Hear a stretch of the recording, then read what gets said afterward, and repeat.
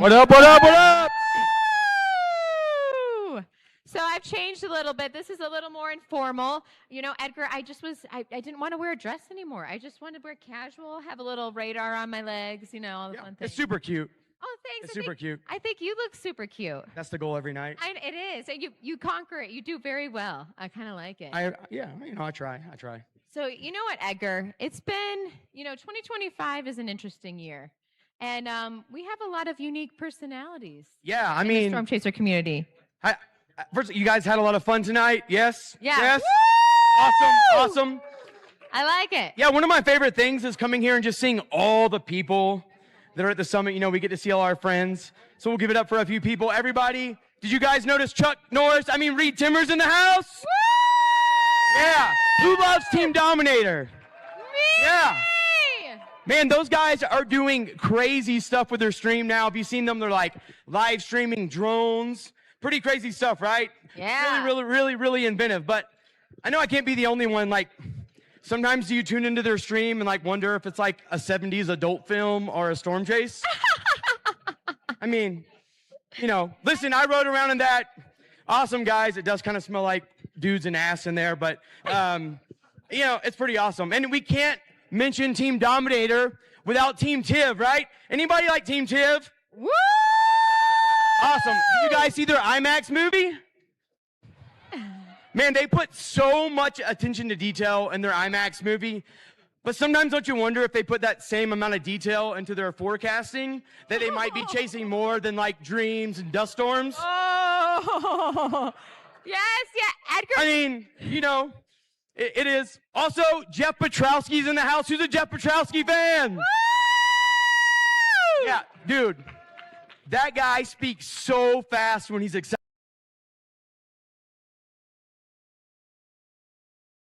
Version of Storm Chaser, right? But the question is, would you follow him down a dirt road while you're chasing? Wait, did you do that? I did do that.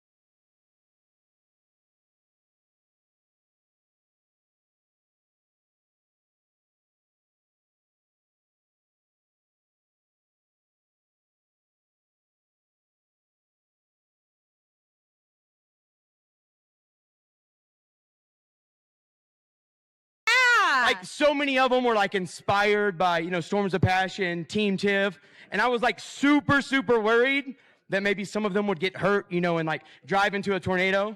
But then I realized their mentors were Team Tiv, and they won't get within a half a mile of a tornado. So it really doesn't even matter. But yeah, Edgar, I love you so much. I'm sorry.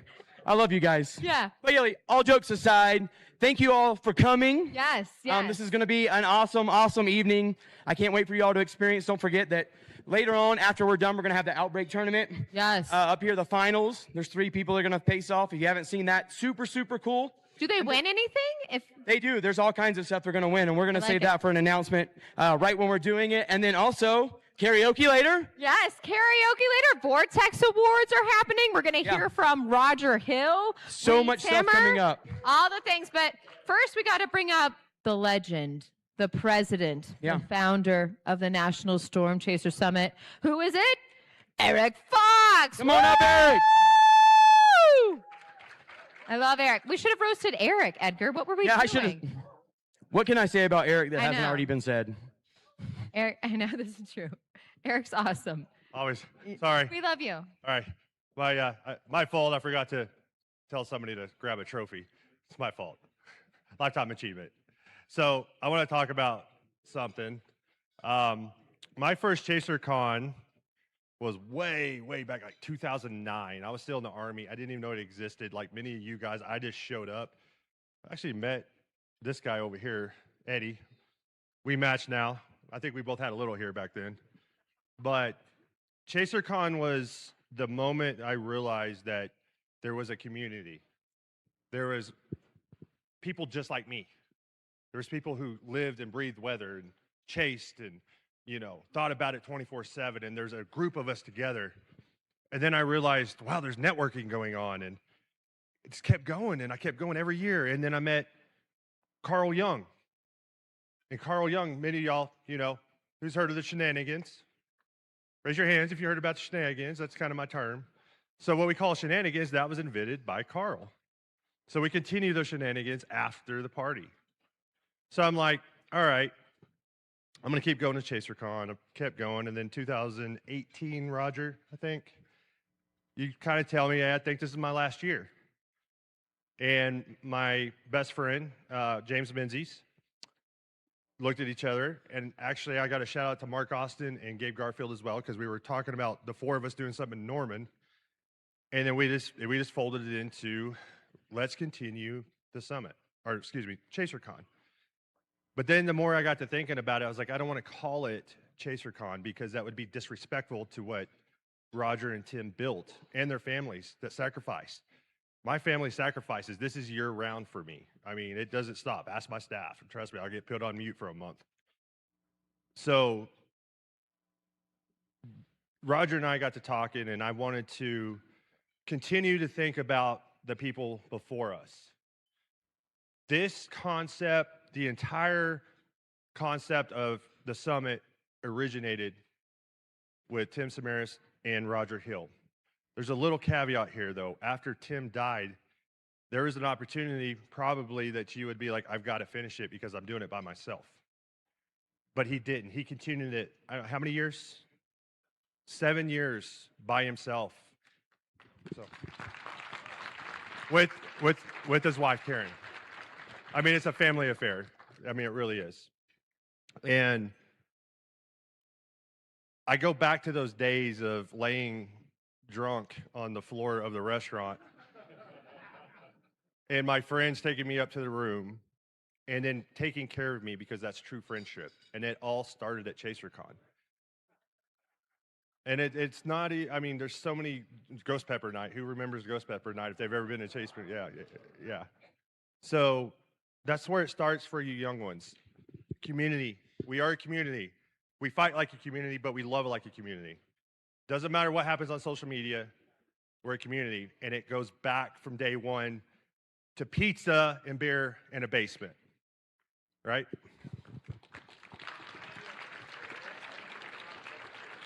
Do what? Yeah. And then one guy that's always been I remember one of my first ChaserCons, this gentleman was teaching a class on low top supercells. And to this day, he's probably bagged me at least 15 tornadoes just off the top of my head, but taking one class by Mr. John Davies. So I'm going to give you an opportunity to talk about Roger.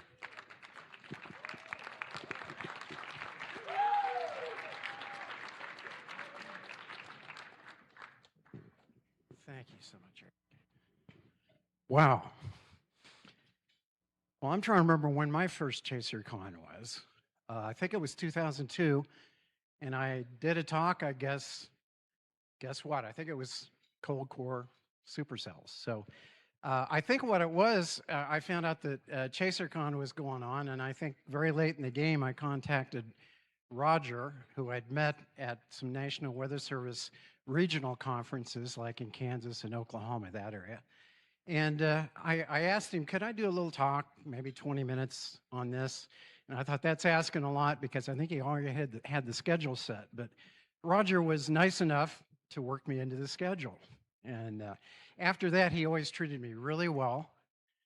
And he always invited me back, and I tried to do some good talks. And then he and Tim had me teach some classes out there on tornado forecasting. And that's just a big part of who I am as a chaser, going to ChaserCon. And then, like Eric said, taking care of ChaserCon on his own after Tim passed, that's a lot of work. He and Karen, his wife, did a lot of work along with a few volunteers on that. And that's a hard thing to do, as we all know this is a hard thing to put on. So I really got to give him credit for that. And that's giving a lot back to the community putting on a Chaser Con, or a place where people can meet, exchange ideas, and learn things. And that's a big, big thing. So I think that's one big thing that Roger has given. And another thing I can think of is his chase touring. He's about the original chase tour guy, I think. At least I think of him that way. I can't imagine taking a group of people out in a van, much less 2 or 3 vans, trying to get them to tornadoes and then dealing with weeks where nothing's going on and keeping them entertained. I can't imagine what that's like. I'm an introvert. I could not deal with that because I have kind of a short temper with some people. Just ask my wife. But anyhow, I really respect Roger for that, because he's taught a lot of people about storm chasing. And a lot of the people that have gone on his tours have gone on to become storm chasers themselves and have done some really good work out there. So that's another way of giving back to the community. And I think Roger's quite a guy. And of course, he's a heck of a tornado forecaster. He's seen more tornadoes than I will ever see. And that means he's a very good forecaster. One day I'll think of just recently, I think it was a couple years ago, there was a tornado in west central Nebraska, the Whitman, Nebraska tornado. I don't know if anybody remembers that. I was watching a presentation this afternoon with Hunter folks, Hunter Harley, Dr. Nixon, and Jim Tang, and they were talking about their Chaser archive, and they were going through things where you can figure out how people rank tornadoes, and they were talking about those that are the most difficult to forecast. And I think Whitman was like number 4 on the list they put up there, or something like that. And Roger was on that one. I mean, I looked at that one and said, how did that one happen? It did have a boundary. Boundaries help tornadoes, but a lot of the other environment just was not there. And that was a pretty good sized tornado. It was like an EF3. And Roger was on that and got some great pictures of it. I think he was one of only maybe a couple storm chasers on that. So that speaks a lot to his ability to forecast and his persistence in being out there. So I think Roger really deserves this award. And I'm just very pleased to see him at this summit. I'm very pleased to see him receive the award. I'm going to say good job, Roger, and congratulations. So I want John, if you'll stay up here. Yeah, John was the first ever recipient of the Lifetime Achievement Award from the National Storm Chaser Summit. Yeah. Oh, stay up here. We're not done. Stay up here. So for contributions to, and Ed, if you want to come up here, for contributions to meteorology, to weather, to inspiration, to probably thousands of people and everything you've done through the years, Roger Hill introduced for your lifetime achievement in everything I just mentioned. Please come up.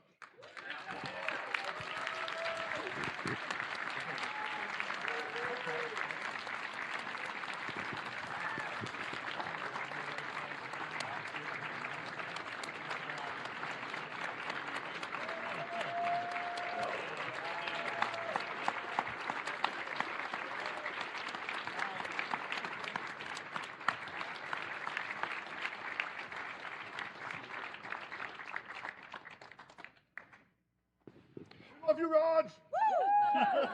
Well, Roger, we talked for a while, and I knew you were coming, and I said, you know what? I've never seen you give a speech ever at ChaserCon. Did you ever speak at ChaserCon? Not, can I give that microphone? There you go. Oh, but gosh, no, I used to get up all the time and introduce all of our guests and everything, but I really never got a chance to do much, no. It's your turn. I'm going to... Oh, my goodness. Thank you all so much. I appreciate it. You know, gosh, you know, when the original ChaserCon began back in the late 90s, it started out in Tim and Kathy Samaras' basement, and it was just a little get-together with a few people prior to the Severe Local Storms Conference down in Lubbock. And we had such a good time doing it that we decided to do it again the next year. And then it didn't take long that we actually outgrew Tim's house, and we ended up over at a hotel. And then the Weather Channel graciously got involved, and then it just kind of took off from there. And it's just been so much fun over the years to do it. after Tim's unfortunate passing back in 2013. In 2014, if any of you were here for that ChaserCon that we did, it was a tribute to Tim, Paul, and Carl. They were all very good, very dear friends of mine as well. And we asked everybody at that point in time, would you like to see ChaserCon continue, or should we just close it right here out of respect to Tim, since he was one of the original founders with me? And it was almost a unanimous, no, keep it going, keep it going. So we did. And then we kept it going to the point where Karen and I ended up doing so much of it ourselves. And Eric, my goodness, hats off to you and the organizers to the summit, because you guys do a lot of work. You have no idea what's involved with putting on a convention like this. It is a tremendous amount of work. But in 2020, we ended ChaserCon because of COVID and some other things. I think Karen and I just kind of looked at ourselves and said, gosh, this has just gone on so long. It's time to just kind of hang it up and move on into something else. Excuse my voice. I'm really, really hoarse tonight. But that's when, of course, Eric and I talked, and then he went on and started the summit, and it's been fantastic. Anyway, lifetime achievement. Oh, my gosh. I don't know where to start with this, but you know what? I have a little presentation. 2026, that's hard to believe, is my 41st year chasing storms. Probably longer than a lot of you have been alive. And you know, that makes me feel really old. And yeah, I'm getting up there in age now. But it's been a hell of a 40 years. You know, when you go and talk to somebody that doesn't know much about storm chasing, and you tell them what you're doing, you're out there storm chasing, and you get one of two reactions. It's either like, oh my God, that is so cool, I would just love to go do that, or you are crazy. So I call my presentation 40 Years of Crazy. Yeah, this is a really, really old picture. I was born in Chicago, Illinois. Anybody from the Chicago area? My dad was a career military man, and I was born at Great Lakes Naval Air Station. That's my mother on the left side holding me, my dad in the background, and my brother and sister. My dad was an Air Force aviator. He flew B-17s in World War II, B-29s in the Korean War, and B-52s and C-141s in Vietnam. And I ended up following his footsteps. And after I got out of high school, I ended up joining the Air Force and made a career out of that as well. And my son, Adam, wherever he is at, he's in here right now, he followed in my footsteps and also made a career out of the U.S. Navy. And he is actually a meteorologist in the Navy and getting ready to retire in about another year or so. But it was my dad, believe it or not, that fueled my love for weather. After he retired from the military, we ended up settling in northeastern Kansas. And there were times my dad was a pilot and he loved to fly. He spent every waking minute when he wasn't at his job. He was an executive with Hallmark cards down in Kansas City. But he spent every moment that he wasn't working flying. He used to run the airport out at Fort Leavenworth. And he had a couple Cessna 172s. And oftentimes, he would take me flying with him in a Cessna 172, and he loved flying around thunderstorms.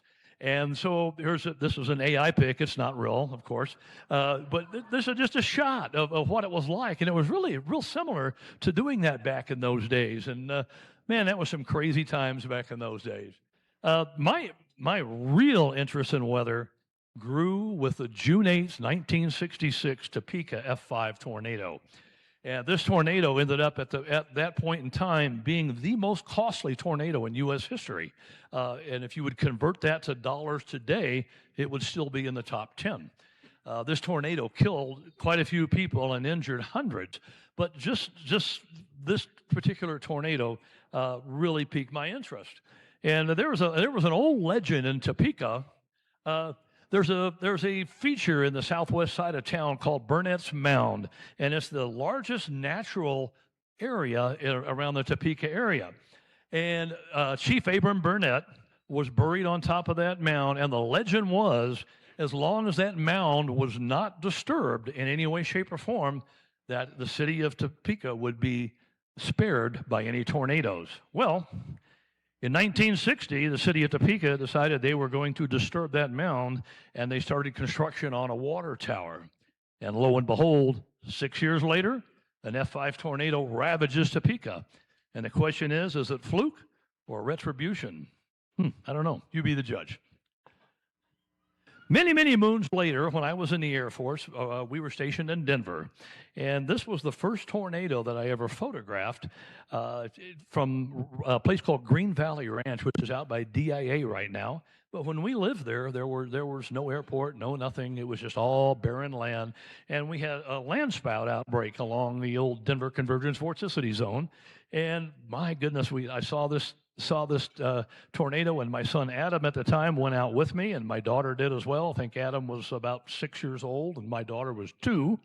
And Adam was hollering about the tornado. My daughter was sitting in the back seat crying, like, come on, Dad, we got to go. We got to get out of here. But anyway, that was a lot of fun. So that started getting me ready to chase. And I know that's a long time ago, like back in the Stone Age, but this was my original chase vehicle right there. Whoa. Sorry about that. Got to watch that step. Anyway, of course, this is not real or anything like that, of course. But yeah, back in the old days, when I first started chasing, it was basically you went out with your camera or video camera in one hand, nowhere the radio in the other hand, and if you could manage to stop by the National Weather Service office and be kind enough to convince them to produce you a surface map, 850, 500, 250, and so forth, and sit with your colored pencils and do hand analysis, then you chose your target and you went out and chased. It's a lot different than it is now. But for the next probably,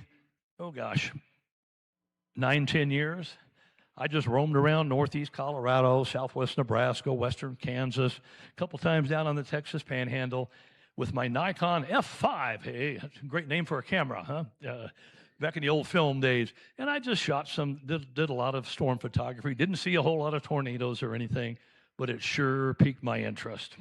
After I retired from the Air Force, the year after I retired in northeast Colorado, there was a spectacular tornado in the supercell near the town of Elba back on May 30th, 1996. This picture is from Greg Thompson from UCAR, and I saw this from the other side of it, and that really got me going. It's like, all right, I got to do something here. I got to try to figure out how I'm going to chase. Back in those days, there was basically no remote access to the internet when you're out on the plains, and I thought, well, I got to find a vehicle to use, and I got to somehow kind of configure it so that I can chase and I can set up a laptop and try to see if I can get on the internet. And then through a lot of research and trial and error, I found out you could use what's called a Motorola bag phone and an acoustic coupler, and you could connect to the internet. And I could get out there on the plains, and I could chase in the back of my Dodge Caravan. And by golly, we set a desk up back there with a chair and pulling out the back seats with my computer and my wonderful Motorola bag phone. And I was getting blazing speeds of 4,800 baud. It would cost me $20 at $1 a minute to get one image. And boy, at the end of the month, when I started getting $2,000 cell phone bills, yeah, I think you guys, you remember what it's like, Jeff, back in those old days. 4,000. Oh, yeah. Well, that was some crazy days back then.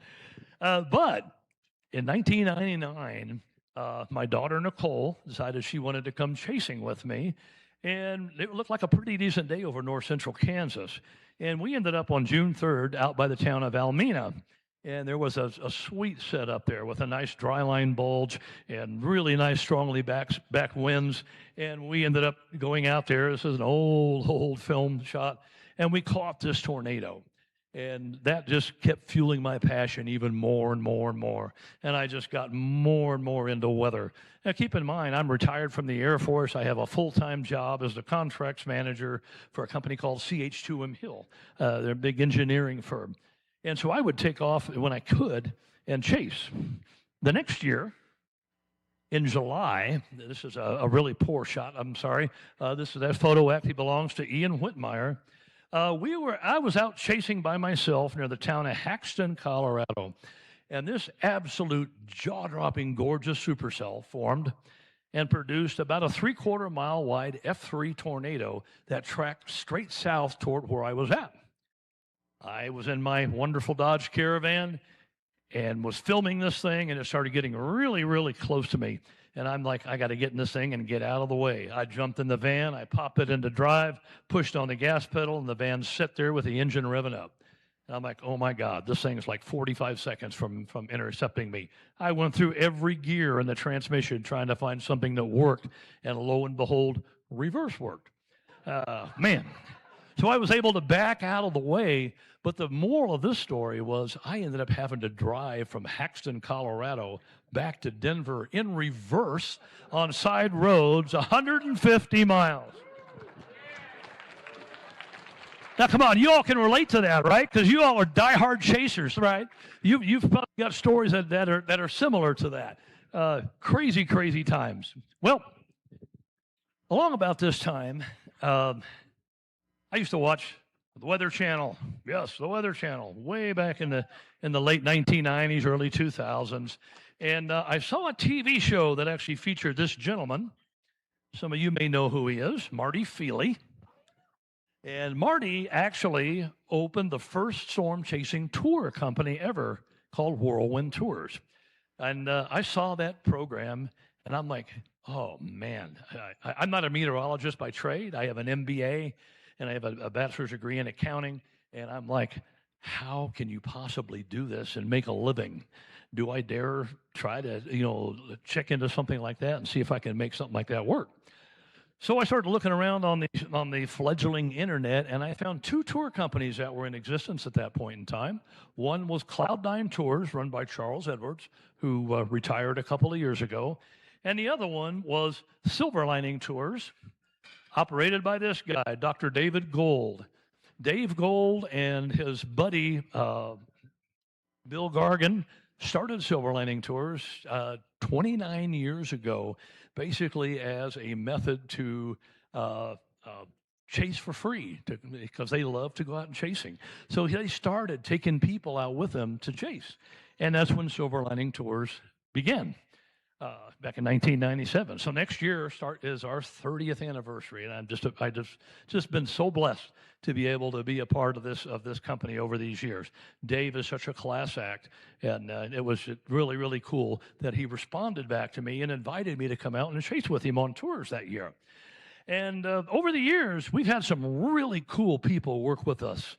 And first of all, wherever Tim Marshall is, Tim came out and led a few tours for us for a few years.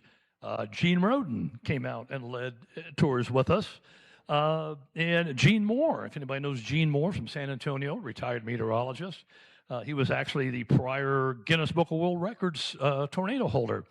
Yeah, he came out and chased with us. But Tim Samaras came out and actually brought his chase vehicle with him, and ran tours with us for a couple of years. He was an awesome person to deal with. If you've never had a chance to meet Tim, Tim was a one-of-a-kind guy, very genuine, very giving, and absolutely knew a lot. But for Dave and I, our first opportunity to chase was here. Oh my goodness, look at this!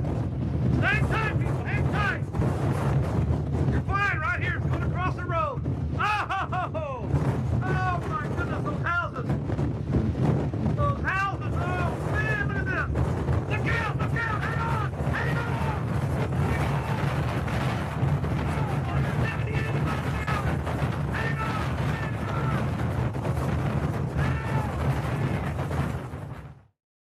What a day. What a day. Really fun thing about that particular day, too, was we had a gentleman with us named Alistair Chapman who was doing a National Geographic program about our tours called Twister Tours. And Alistair got hooked so bad on chasing that day, he came back and was a guide with us for many years. And since we used to do a lot of business with the Weather Channel, shoot footage and go bounce it off a K-band satellite to the TV station, teleport center, or whatever, Alistair's like, the internet, we have enough bandwidth now, we can probably do what's called FTP protocol. And so he actually, with us, contacted the Weather Channel and introduced the FTP process to the Weather Channel. And for about the next 10 to 15 years, we did a lot of work with the Weather Channel over the years, and it was a great relationship. So yes, Weather Channel folks, thank you. It was awesome having you all on board with us.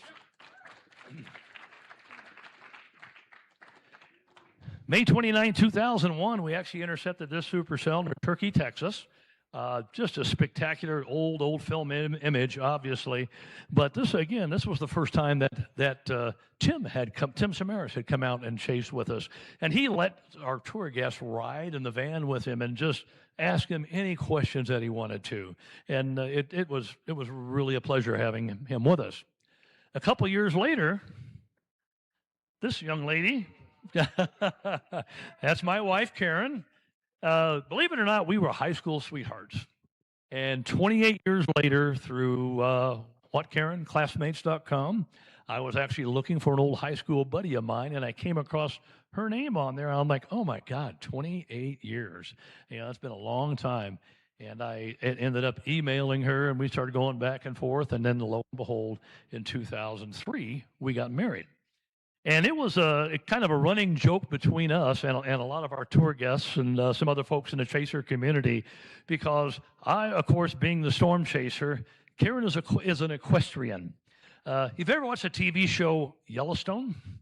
And you see what the horses that are in there that do these spinning moves and slides and so forth, that's called reining. And she does reining.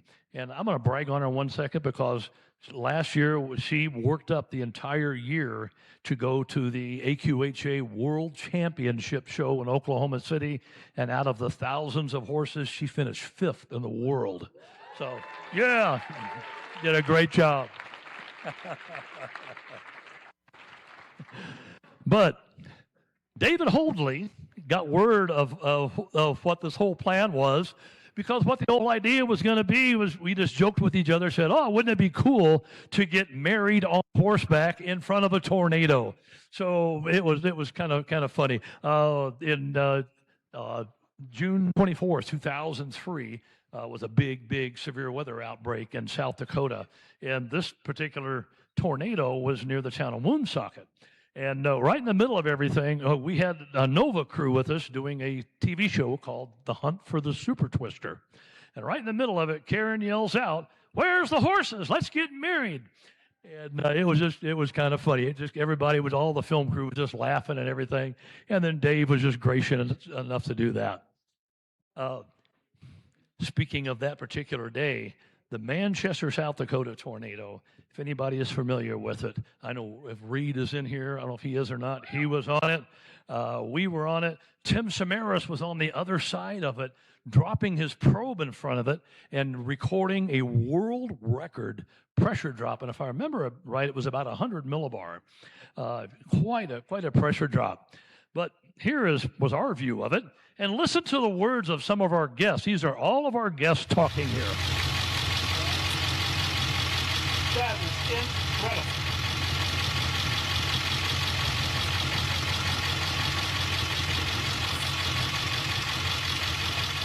He said it was better than sex. I think he was right. Wow. Look at it now. Yeah. Look what it's doing.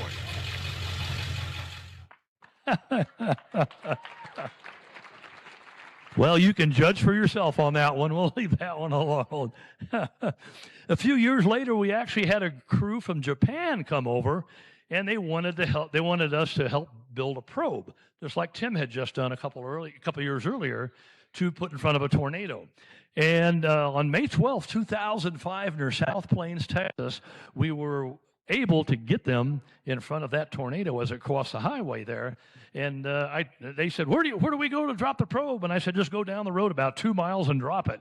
And I wish they'd have gone down about 2.1 miles, but it's just some really cool footage. You've never seen this before.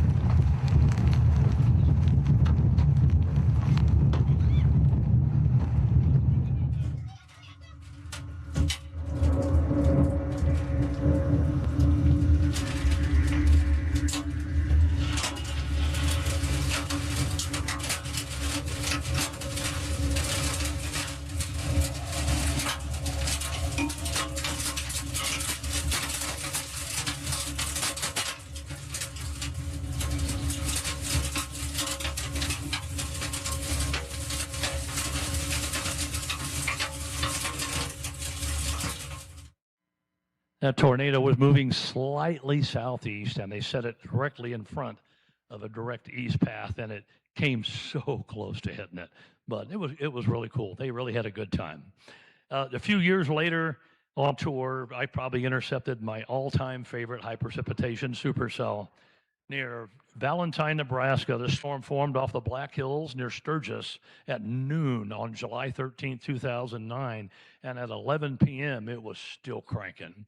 Tornado warned for hours and hours. It produced a couple of funnels, like you see a little funnel down there in the bottom that never touched down. There was one tornado that did touch down.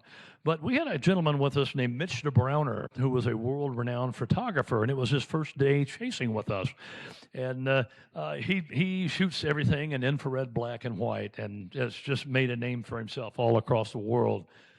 He comes back, chases with us every year. But after this day, being like the first day he chased with us, he's like, well, isn't every day supposed to be like this?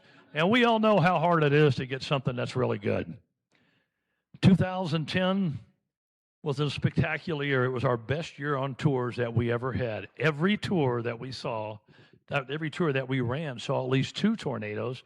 And we had one tour that saw 43 tornadoes in 6 days.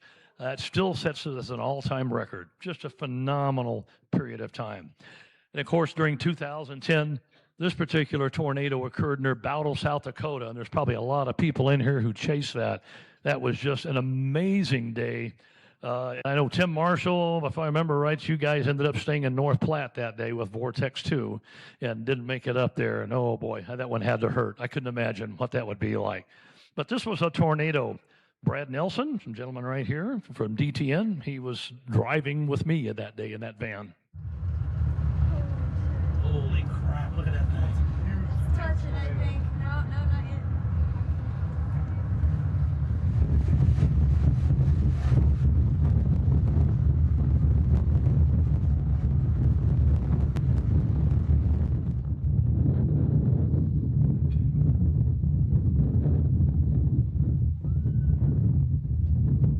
Wedge tornado.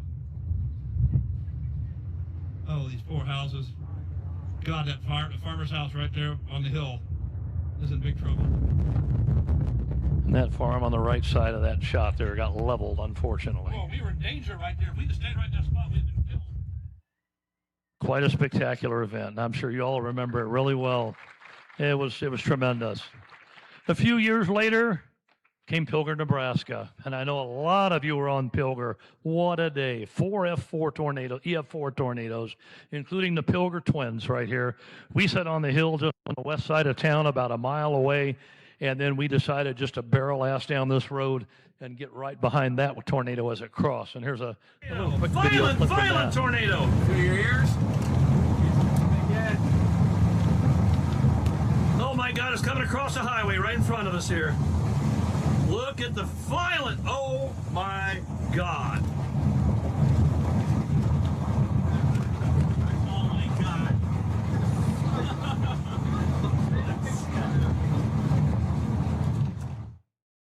Quite a wild event. That was a 3-day period. That was just spectacular.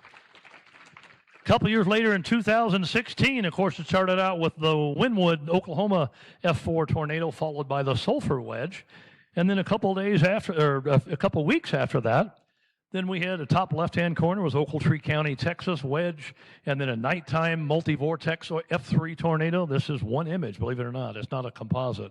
It's one image near Northfield, Texas, Dodge City, Kansas, and then this actually was over in August near Syracuse, Kansas. Unfortunately, on the Chapman Day, we chose to stay south by Wichita. That one hurt. Yeah, play the outflow boundary there.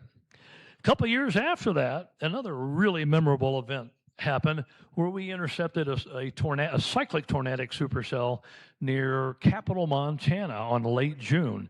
And there weren't very many people on that one. A lot of folks played the triple point up in North Dakota, and there was a lot of moisture pointing into the north side of the Black Hills.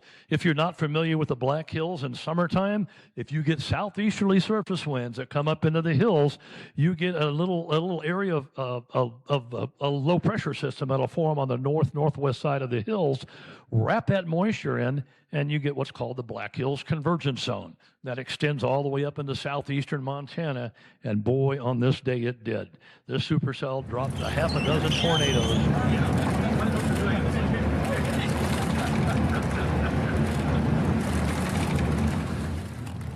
Oh my God! Yeah, I get excited. We need to find a place we can go without.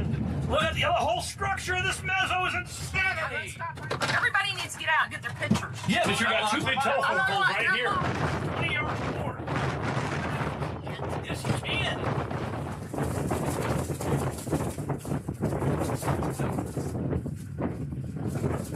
That's too big for. You don't know what you're seeing here. Oh, yeah. This is an F4, F5 caliber tornado. It's a huge tornado right here. Keep going. And it got rated F3. It only hit 2 farms, and one of the farmsteads actually had a John Deere sitting in their front yard, and it picked up that John Deere and took it a half a mile down the road and just obliterated it into a million pieces. But it's always fun going up and talking to the people that own that place. Later in 2018, started a little string of really bad luck for us. It seemed like that things just went wrong. And once in a while, if you've chased a long time, you know what that's like. You either miss something or you have some kind of an incident happen to you. And that's what happened with us later in that summer. This is a lightning strike that hit the top of our van near the town of Plentywood, Montana. On an early July day that year, we were watching a supercell come across the Canadian border. And as it approached the town of Plentywood, it started just producing a tremendous amount of lightning. My wife, who also chases and runs our photographer tours, she has a very strong respect for lightning. And she said, let's get in the vans and move south away from it a few miles. And we did. We sat there, and as that storm started spinning harder and harder, became tornado warned. And all of a sudden, lightning starts hitting on the other side of our van. And she's like, let's get in the van and get moving again. We got on the road, and we got maybe a half a mile down the road and took a direct strike. Killed the van. And if you've ever had a vehicle get struck by lightning, I don't know if anybody has, but it kills your car. It fries all the electronics, fried everything in that vehicle. And right as this happened, there's a big cinnamon swirl heading toward the top of us that produced an F1 tornado. And the RFD in the town of Plentywood was 120 miles an hour, and it also had baseball hail in it. So we had 2 vans, fortunately, and we piled everybody, about 17, 18 people, into one van along with their luggage. People were laying on the floor. They were laying on top of the luggage. But you know what? We got out of there and got everybody to safety. Next one I'm going to talk about, I've never talked to anybody before. So you all are the first. Most of you know what happened to us in 2019 near Lone Star Lake, Kansas. We had a rain-wrapped tornado from a secondary meso south of the main mesocyclone that hit 2 of our vehicles and rolled them. We woke up that morning and we were torn between playing that boundary along Interstate 7 in Kansas or playing a little bit farther to the west. And I wish we'd have played farther west, obviously. But we got down into northeast Kansas, and all the storms that were forming out between Wichita and Emporia to west of Topeka were all elevated. They were all morning thunderstorms. They were hailers. Nothing was surface-based. And so we decided just to kind of sit and chill out. One particular storm you could obviously see was becoming surface-based, very HP, and that storm ended up producing a mile-wide EF4 tornado that went from the south side of Lawrence all the way to Linwood, Kansas, before it dissipated. What people didn't know at the time is there was a second tornado, and this is the tornado that hit us. And you folks in the back, if you could do me a favor and just pull this off, you're going to see a video that has never been seen before by anybody publicly with me. And it may be a little bit disturbing to some of the folks, but you're going to see what happened to us that day. So if you guys could roll it.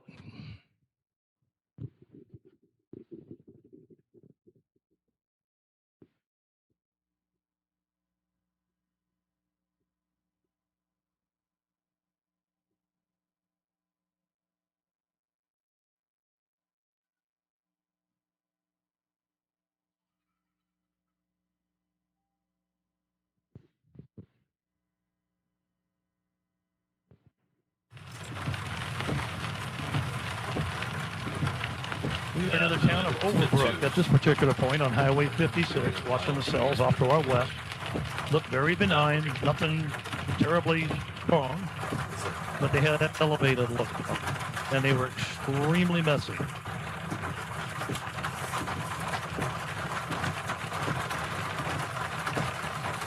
See, looks like a beaver tail on the right side. Yeah. That's the danger zone. Let's see what we get out there. Right here was a developing low mezzo. Producing that tornado. Yeah, look on the ground over there in the distance, and you can see a big tail cloud feeding into the low-level mezzo. That's just twisting and turning right in that spot.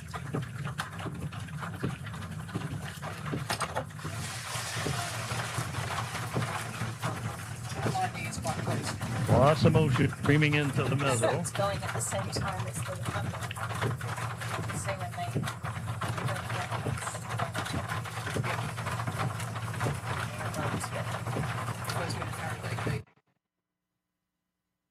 Little fast motion there. Whoop, went away there. Can we get back?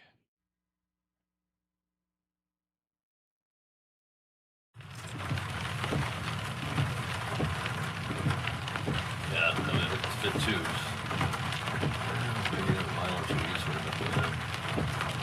Now we're good.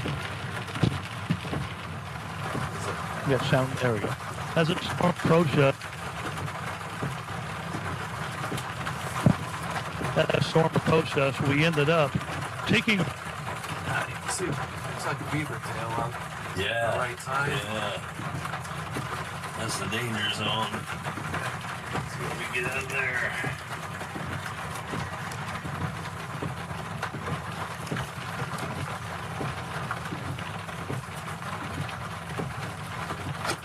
Yeah, look on the ground over there in the distance, and you can see a big tail cloud feeding into the low-level mezzo.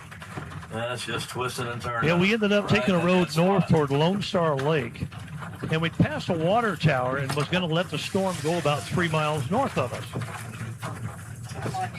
From the advice of of a person that was on tour with us, we went up to a church to watch and then turn around and get back out of the way.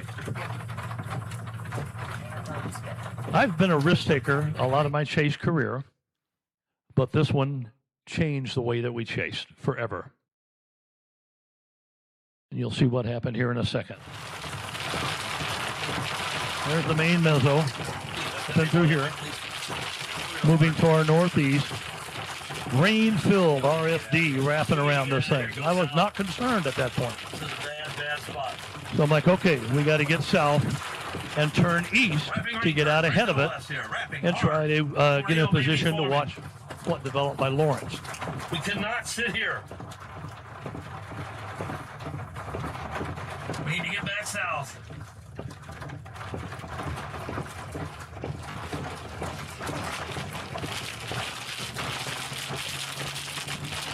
Oh yeah, major wrapping rain current. We're gonna get to the ridge.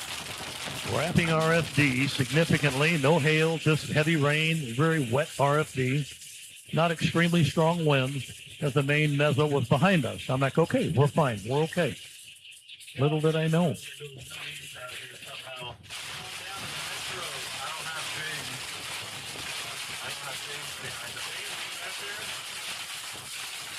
A couple of bands ahead of us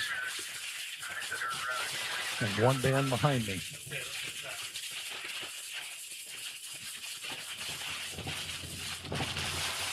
Watch the wind direction change. Debris falling from the sky. Debris falling. Tornado right here. You're in a tornado. Stop. Stop. Stop.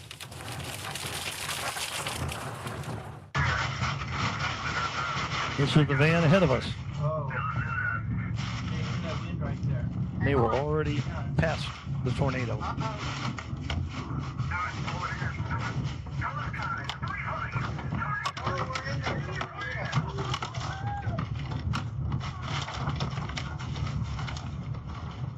We're okay.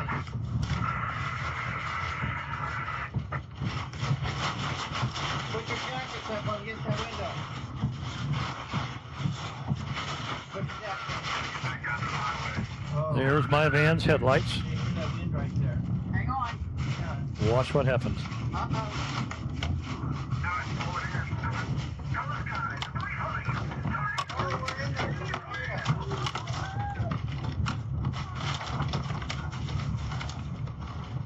We're okay.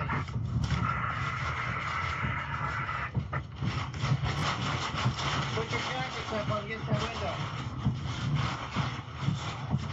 Put your jacket up. I got it. Go, go, go. Man, she's okay. Is that all right?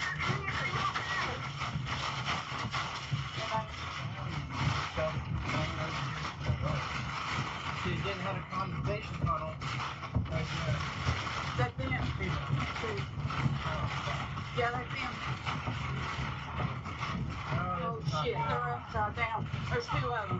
I'll get one, you get the other.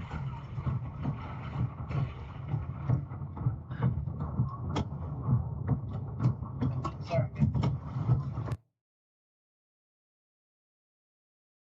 That's my van. When it rolled over, the roof collapsed on my side, shoved my head through a glass window and sliced up the side of my head and knocked me out. Several other tour guests ended up being taken to the hospital to be observed. A couple of people had broken bones. No fatalities, thank goodness.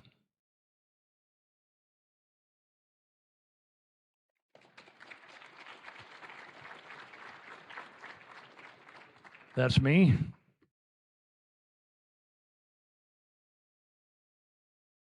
Okay. If you could throw the PowerPoint presentation back up there. The one thing this taught me a lot. Number one, if you're in an HP storm, give it respect. I have always chased to try to get back in the notch of an HP to look back and see what's in there. Yes, you'll get some hail and so forth from the forward flank core, but in this particular case, we didn't know there was a tornado in there. And the funny thing is, neither did the National Weather Service. National Weather Service was spending all of their time dealing with the main meso that developed that mile-wide F4 tornado. That main tornado formed right here, moved northeast. The tornado that hit us, believe it or not, had been on the ground for 11 miles, and it had never been reported to the National Weather Service. Bill Gargan, who was a co-founder of Silver Lining Tours, was a lead forecaster at the National Weather Service in Topeka, and we had a lot of talks about that particular situation. But Mama didn't raise a fool, and what this taught me is if you're around a high precipitation storm, respect it. Stay back. Enjoy the structure. Don't try to core punch it. And it's amazing how many times you still see on SpotterNet some incredible looking HP storm, and there's people in there hook slicing or trying to get down into the notch and see something. But yeah, this is what happened to us. This is Highway 56. We took this road north. Lone Star Lake is about right here. My plan was to go south a mile and get east, so we did not have to keep going south. And you learn by things that are happening. And what happened in that particular case is I was informed that the road I wanted to go on took you in front of Lone Star Lake, became a dirt road right by the water's edge, and became very, very muddy. And so at that particular point, I was advised to keep going south, get back to 56, blast east, and try to get back in front of that main mesocyclone. Things happen. You know what? It's the risk of chasing. But you gotta be careful what you do, especially around a high precipitation storm. You have an LP or a classic, and you can see the tornado, piece of cake. But when you're dealing with a high precipitation storm, it's very dangerous. Some of the things about this particular event that I look back on, I had to make a decision in 30 seconds. What to do? What are we going to do? Are we going to keep going south? We're going to try to turn east and get on the mud road. And I know there were several people that analyzed the particular situation that day, and took 4 to 6 months to come back and criticize us for what happened. You know what? I had 30 seconds. I made the best decision that I had with the information that I had at that particular time, and so I chose to keep us on that road to keep going south. 10 seconds earlier or later, we'd never be having this discussion. 2 of my vans got hit. If we would have left 10 seconds earlier, all of us would have got by it. If we'd have left 10 or 15 seconds later, the tornado would have crossed the road in front of us, and there would have been no issues. Like I said, even the National Weather Service didn't know about this smaller tornado for 2 days after talking to Bill Gargan at the Weather Service office. Yes, it's a risk of chasing, but do what you can to mitigate those risks. I am a firm believer now on an HP storm, you do stay back and enjoy the structure and not try to get in there and make foolish decisions. Go watch the movie Scully. If everybody's ever seen the movie Scully, about a pilot who crashed a plane in I think it was in one of the harbors in the Northeast, and he ended up going before the National Transportation Board, and the basic thing he told them is, I had to make a decision really fast. You've taken 2 years to come in here and try to criticize me and take my license away and everything like that. You react on a second's notice. Still, HP storm, tornado warn. Look at all the red dots. Why? Why do you need to do that? You don't. I'm surprised it hasn't happened since then. It'll be almost 7 years now since it happened to us, and you still see images like this, where there's just an obvious, just hopeless high precipitation storm, and people are still going in there trying to find a tornado. It's only a matter of time before it happens. And you know what? We weren't the first tour company or person to get hit by a tornado, and we also weren't the last. And I'm sure it'll happen more and more again. Look at this. Big, massive hook echo, big RFD surge, and you got all these chasers hook slicing that to try to get into it. And again, why do you need to do that? Just stay back and enjoy it a little bit. Don't put yourself at risk. I mean, you do whatever you want to, but I don't want to see anybody get hurt, and I sure as hell don't want to see anybody get killed. Right?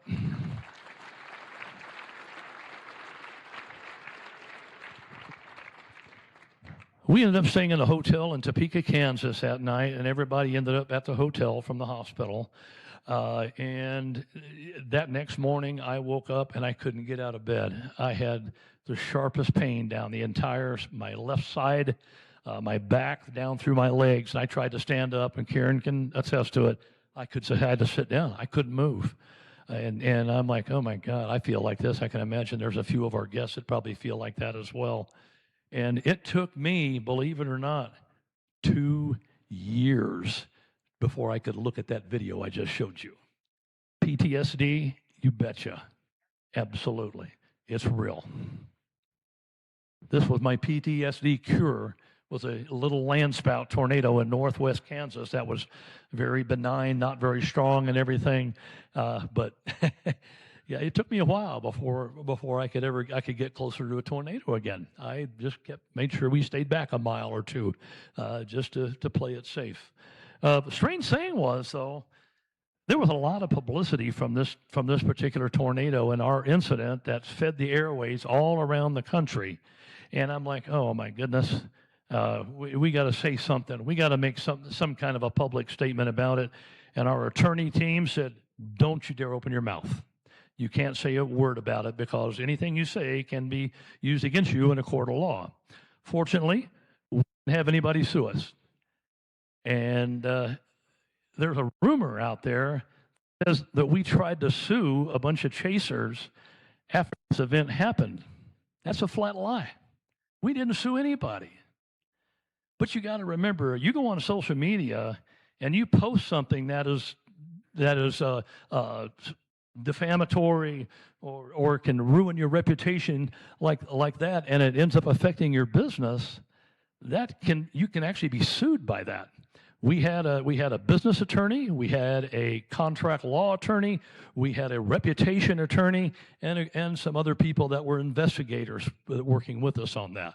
And just be careful what you say. Social media, I know, man, you can do a lot of things, but some of the things you can say can come back and bite you. But we did not sue anybody. The funny thing, all the publicity that we got, Karen and I were just shocked. Look at this column. I'm like, wow, okay, well, bad publicity somehow ended up resulting in 50 tour bookings for the next month during the month of June, and we survived the fire. And tours have been running strong ever since then. We're booked out for 26. We're almost booked out for 27. I love storm chasing. I love teaching our guests. I love seeing our guests' eyes light up when something happens and something that we've talked about. I do a little teaching class at the beginning of each tour, and it's just really cool to watch our guests' eyes light up when they get out there and see something like that. And think, yeah, now I get it. I understand that. The next year, oh my God. Again, the third year in a row now, we've had something horrible happen, COVID-19. Well, we didn't get a whole lot of tours done that year. We had almost 200 people booked on our tours that year, and out of that group of 200, we had 66 that ended up showing up for tours. That's tough to live on when you're losing 3/4 of your income. But the question is, bad things happen in threes. And I know my dear wife Karen has said that many times in the past. Just bad things happen in threes. We had the van get struck by lightning in 18, the Lone Star tornado in 19, COVID in 20. It's got to get better, right?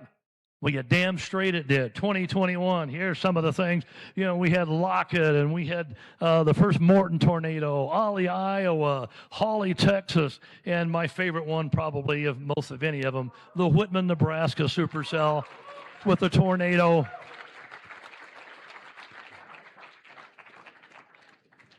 I don't have to have a tornado to be happy chasing, and I hope a lot of you don't either.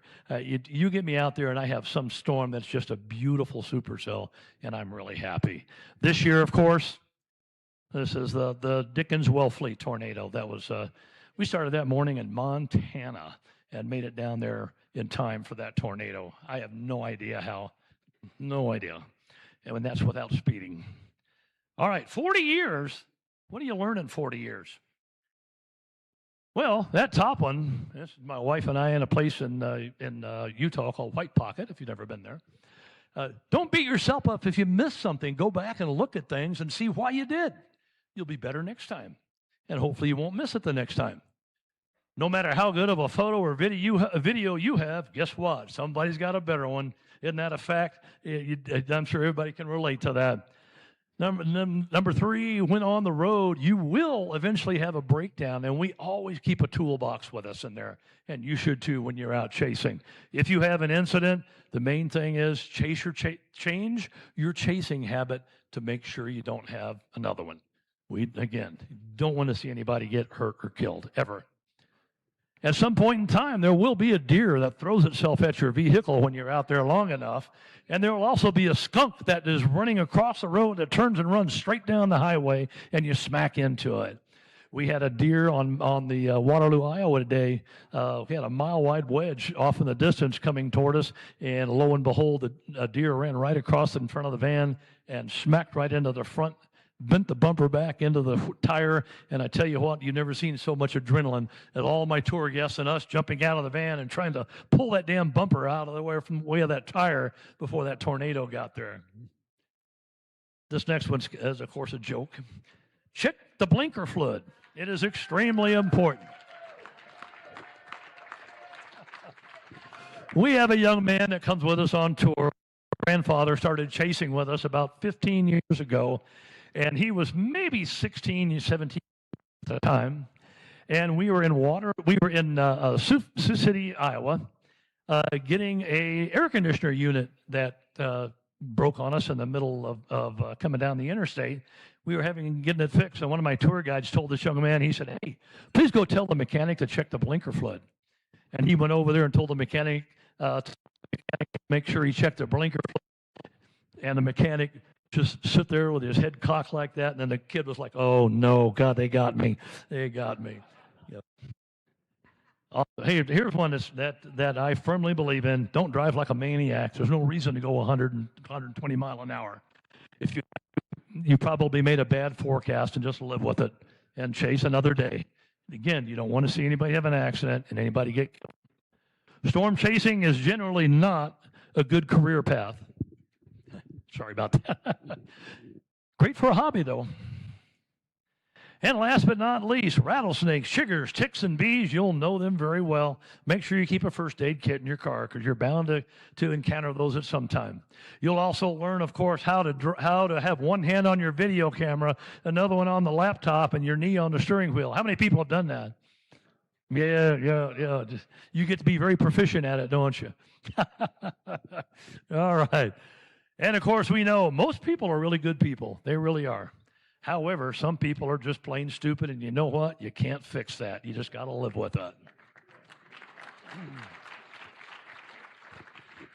For those who have done tours before, we invented what we call the bathroom code system 20 years ago on tour, called code green, yellow, and red. And basically, our tour guests understand it completely because if we're on a code green day, we can stop and go to the bathroom anytime you want to. But if we're on a code yellow day, there's probably going to be storms later in the day. So go to the bathroom in the morning and then kind of stay away from the fluids later in the afternoon. And then if it's a code red day, guess what? You know, when you're out on a storm that looks spectacular or has a tornado, are you going to leave it to go to the bathroom? Oh, hell no. No way on earth. Karen has a great philosophy. She always tells the ladies on the tour. She says, hey, ladies, come over to this side of the van. Gentlemen, you guys get over here. And most of the time, people really have no problem with that.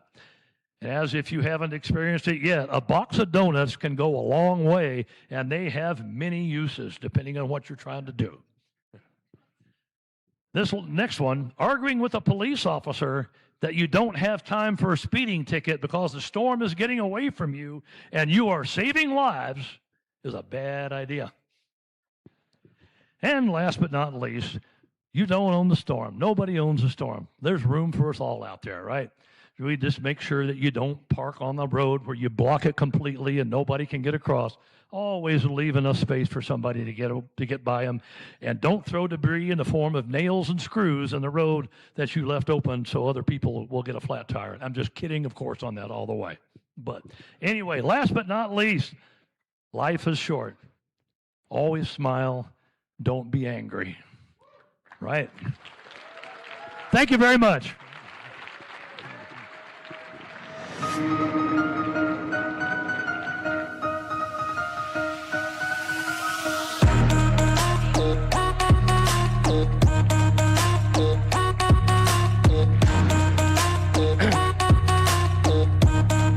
Yeah, keep that going. All right. All right, you know what time it is? It's time for prizes and people winning fun things. First of all, there's still plenty of pizza out there, so it's going to be available until 9 o'clock. So if you're still hungry, go for seconds, thirds, fourths, fifths, all the things that you want to do.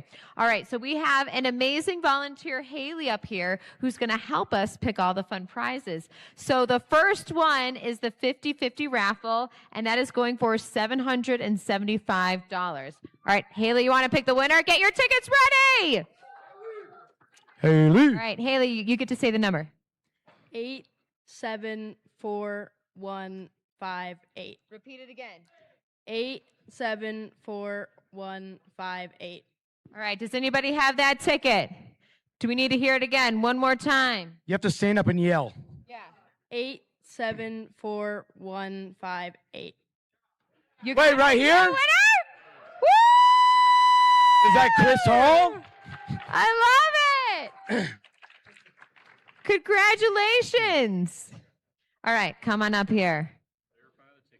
Yeah, we're going to verify Are we going to verify this? Yeah, we got to make sure it's real. Chris might cheat. I know, you never know.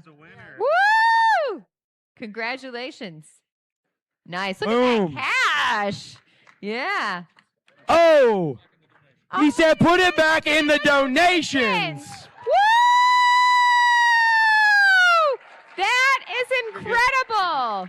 Now, that's amazing. I just have to say, every single one of you, especially when Holly was up here earlier this morning and everybody was coming up with money to match the donations because we're trying to reach $10,000 tonight to get that $10,000 match. And I just have to say, seeing that right there is just absolutely amazing, Edgar. And so now we're going to go for more prizes. So, Haley, go ahead. Yep. Here you go. Pick a good one. All right, this beautiful piece of artwork right here. All right, I'll get over here. 9700069. Repeat it one more time. Wait, do we have someone? We have someone? We do. We have someone. Come on up. Let's verify the ticket.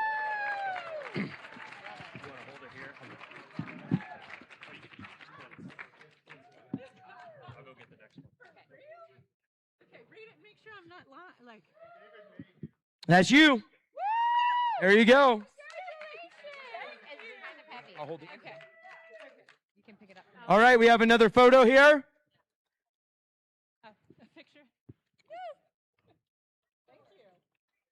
All right. Haley's on a roll. You're doing great, Haley.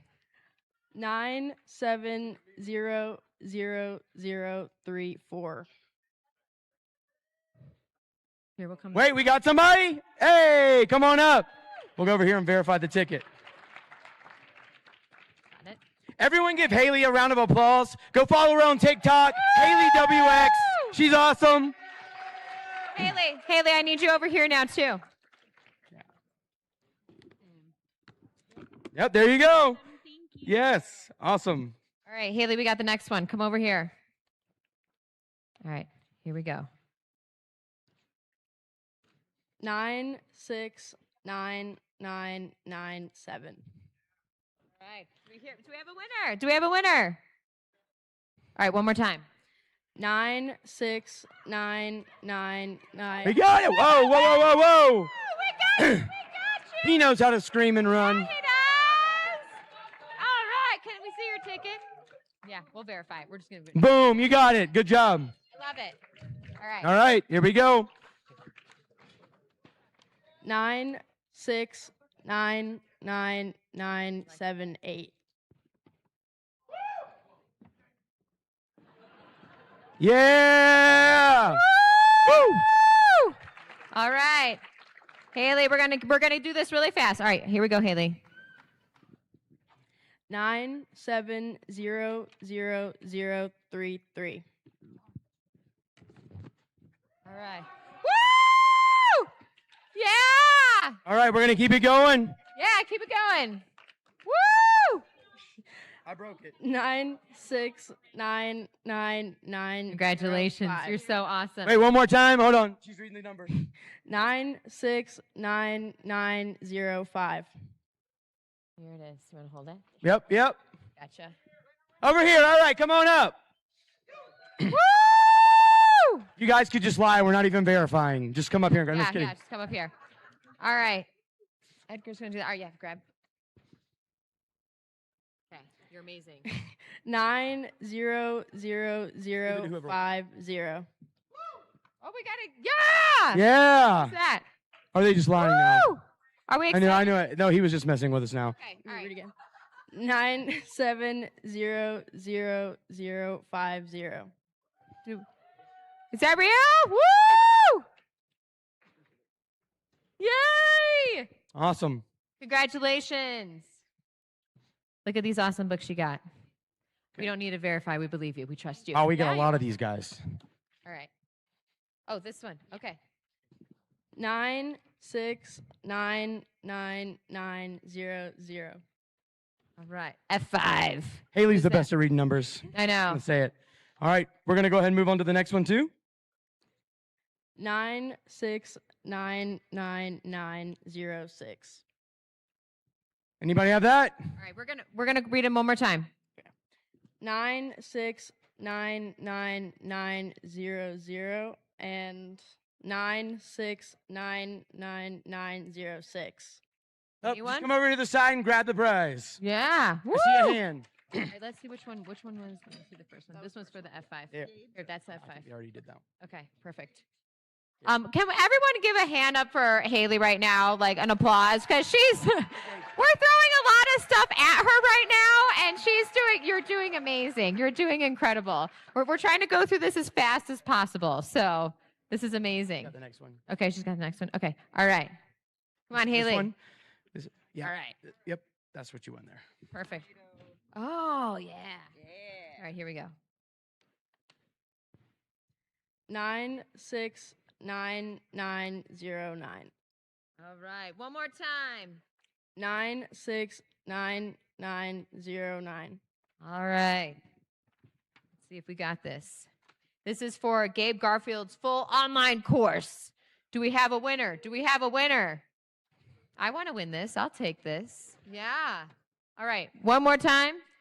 9699909.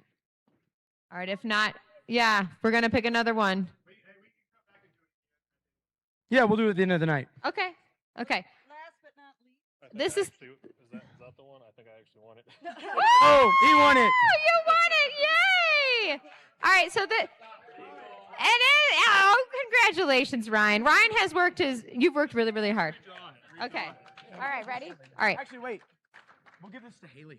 Give it to Haley. We'll give it to Haley. We'll give it to Haley. There we go. All right. This is the one I want to win. Okay. Haley, come here. Pick one out.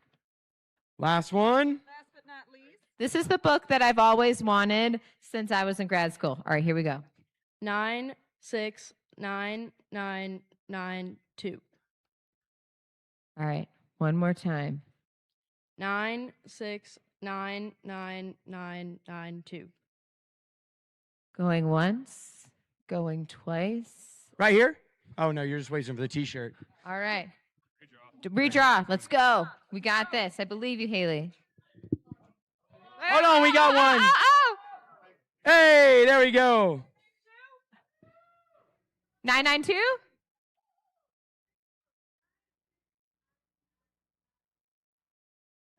Woo! Come on. I want to give a special thanks to Tim Marshall for the Significant Tornadoes book here. This is a big deal, and I'm going to let you guys need to have a picture with Tim here. This is iconic book here. Very cool. That is awesome. Awesome. All right, is that it? Are we done with the prizes? Well, Jen, we have 5 calendars, and we did not get any tickets for these. So I'm going to have these back at the production booth. The first 5 people that come back and see me, you're going to get a calendar. Awesome. I'm going to throw some T-shirts out real fast. And we need to redraw the F5. So hold on, guys. Keep your tickets. 9700030. One more time.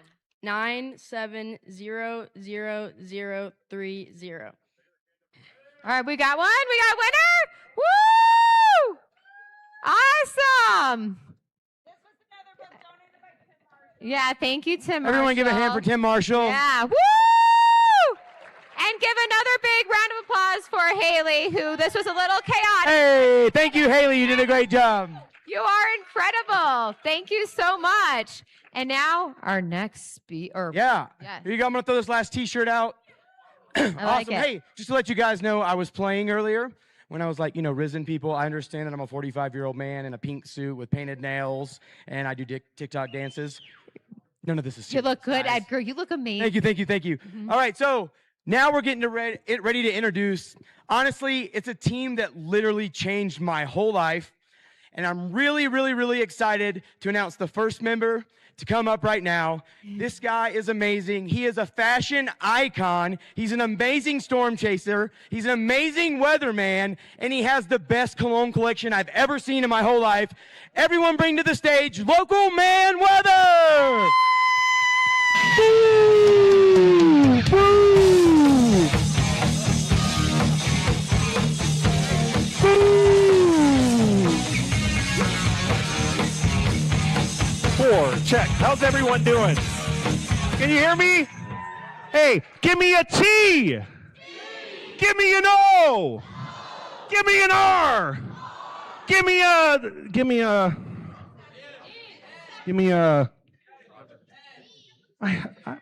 I can't frickin' remember what the next one is. We're not going to do that. All right, I'm done.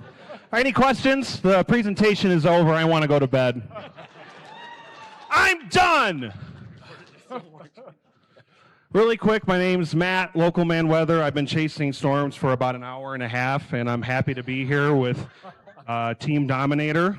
We got Red Timmons and Will Clay. Let's give it a quick round of applause for Team Dominator. They've been nice enough to bring me on. Thank you. Thanks, Edgar. Thanks, everyone. Okay, which button is this? All right. That's the Dominator. And really quick, before we start, I want everyone in this room to check under their chair because I have put the title of Dom 1 under the chair. And if it's your chair that has it, you get to keep Dom 1 all for yourself. So everyone, check under your chair right now.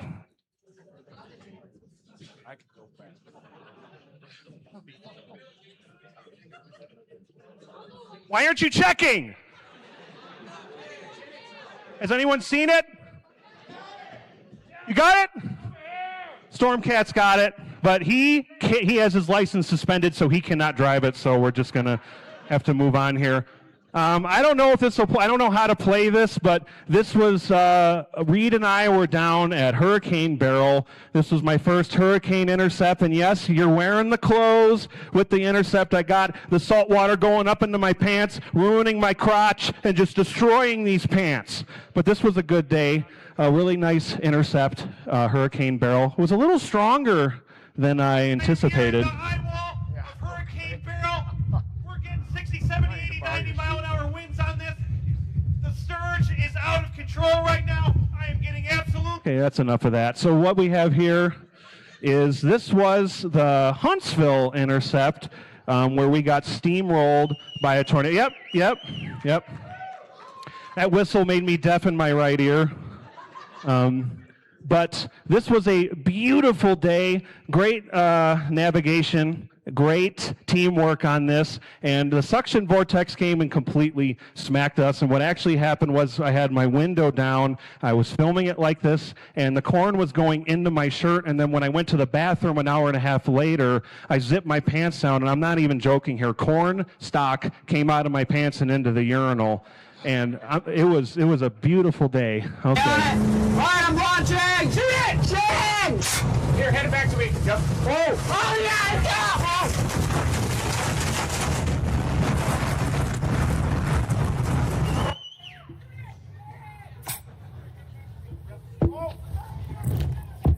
There it is.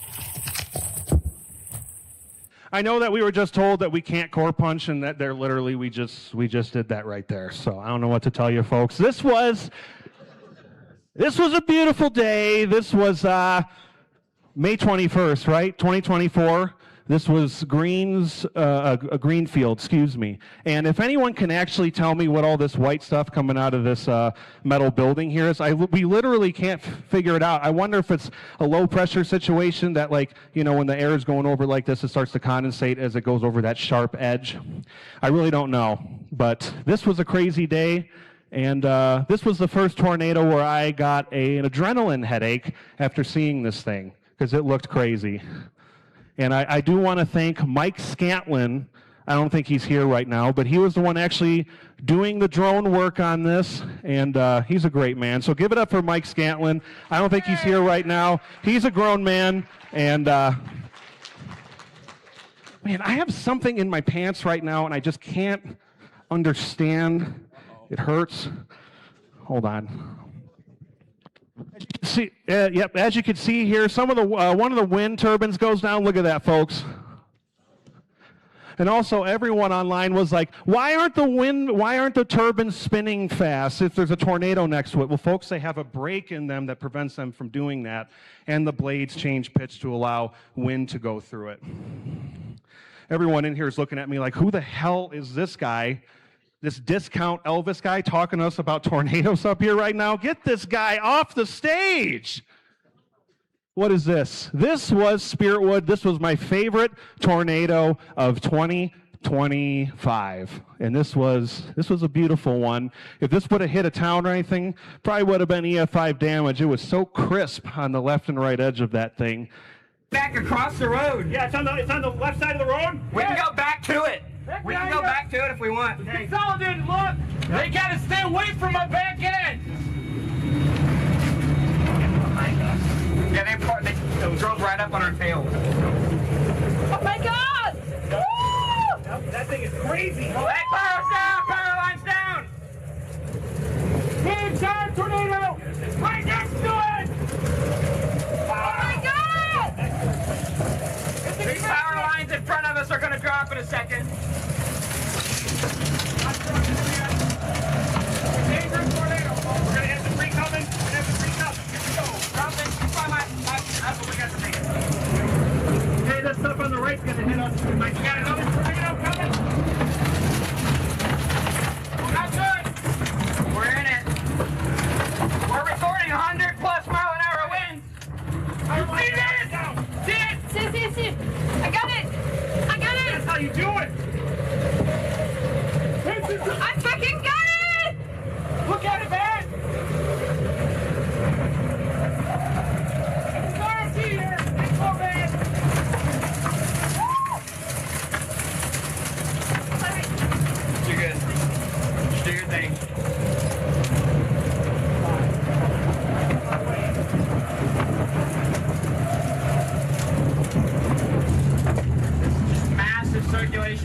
Who there was chasing that day up in North Dakota?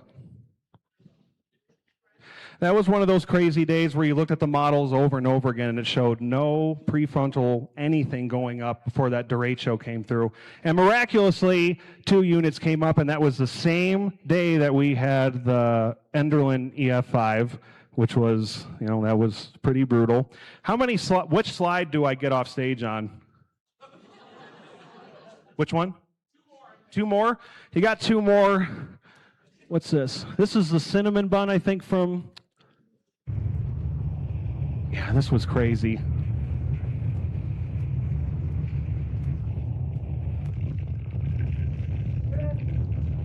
That's Will. He's going to be up here in a little bit. Let's give it a quick round of applause for Will with all the science stuff.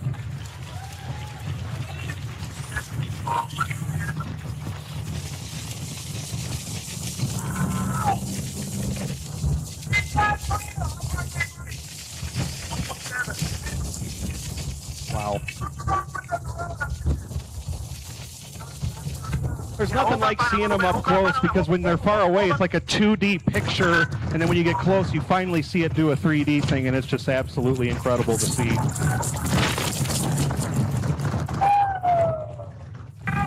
definitely starting to condense. Here we go.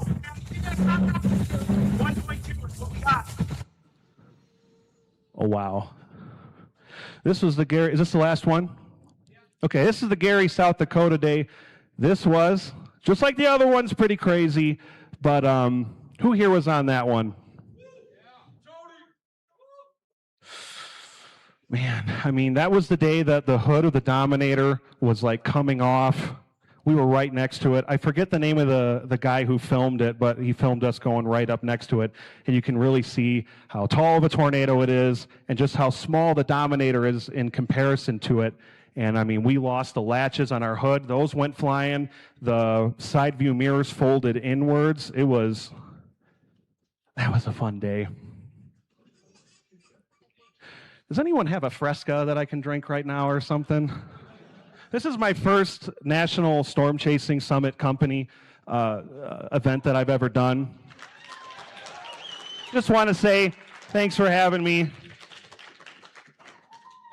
I'm never coming back, but that's fine.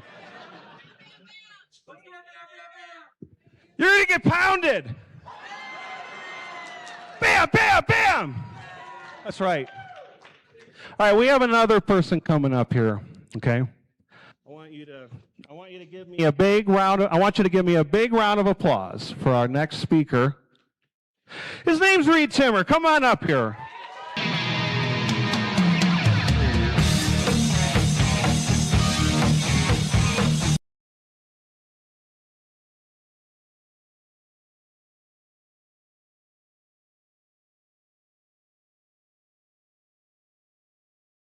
Thank you so much for having us here at the National Storm Chaser Summit. Thank you, Eric, for putting on a great operation here. It is amazing how far it's come since we first started coming in 2000s, probably about 20 years ago when we first started. And I started storm chasing in 1996, right when I got my driver's license. And that was when I was off to the races. It was definitely a game changer in terms of storm chasing. So all the kids out here, you only have a few more years to go, but you need to get your parents' permission first. I would definitely recommend having your parents drive. You guys can navigate. They can handle the hydroplaning a lot easier. But we're going to talk about our science mission. We're obsessed with suction vortices, and we've seen a lot of them up close over the years as well, from suction vortices up to tornado cyclones and the mesocyclones above it. And our goal is to measure the near surface wind and also the wind and thermodynamics aloft inside of a tornado. This one was in Gary, South Dakota, and we were trying to intercept this one. I thought it was moving off to the north. I like to line them up visually and watch the left edge of the tornado. That's how you can tell which way that it's moving. And this one was a wobbler, so it was moving off to the north.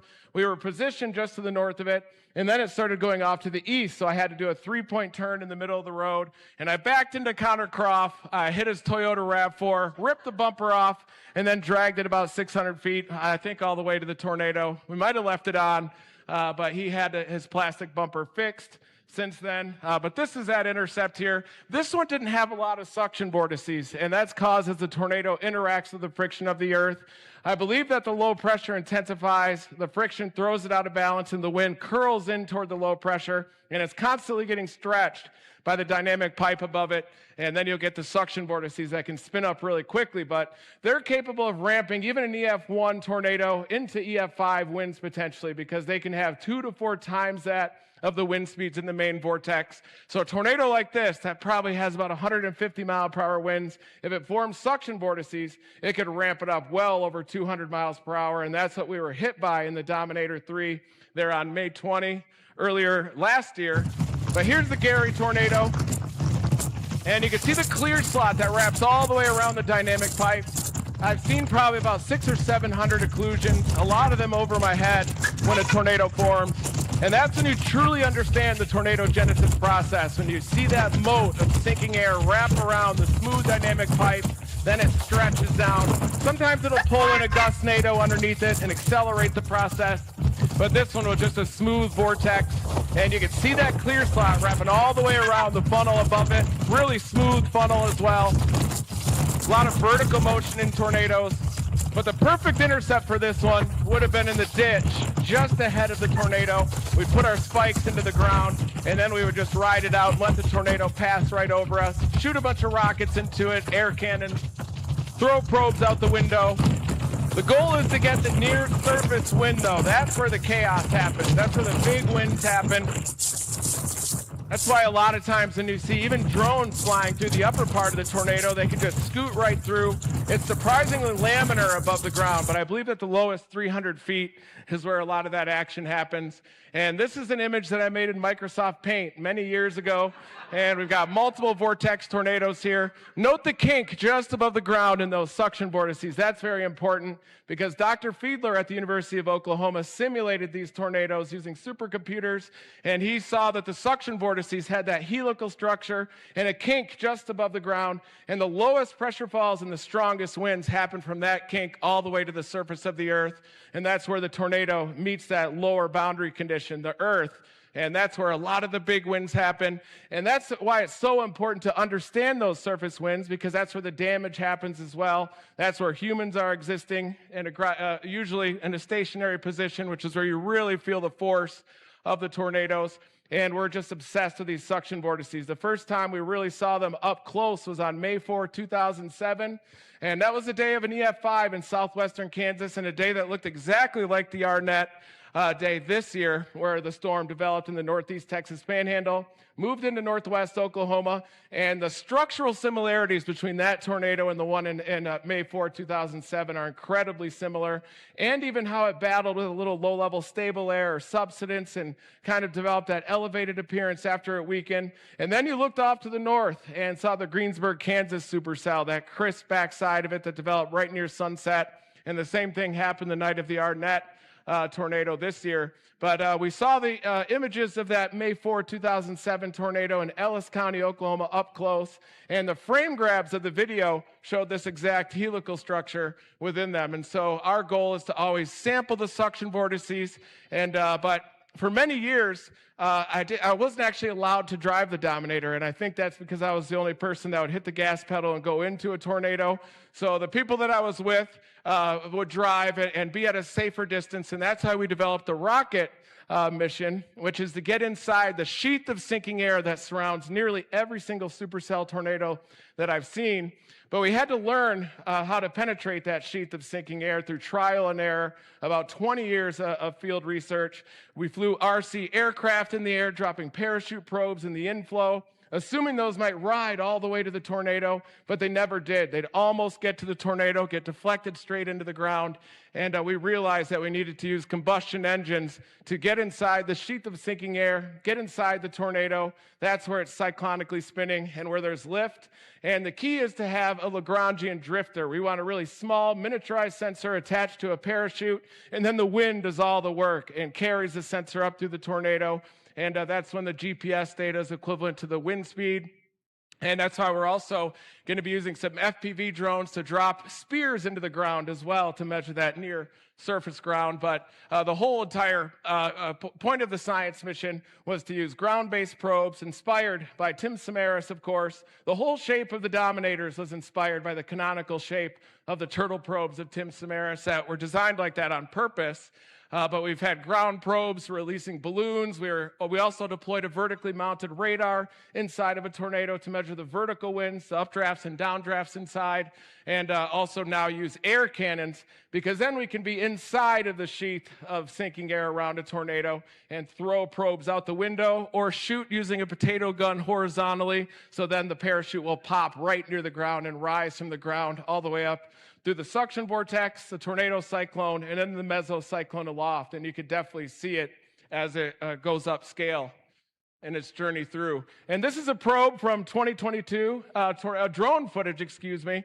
And I was actually in a rental car on this day working for AccuWeather, and I was by myself. And I stopped, I launched the drone, and then I forgot that I even launched the drone and got in my rental car and tried to intercept the tornado.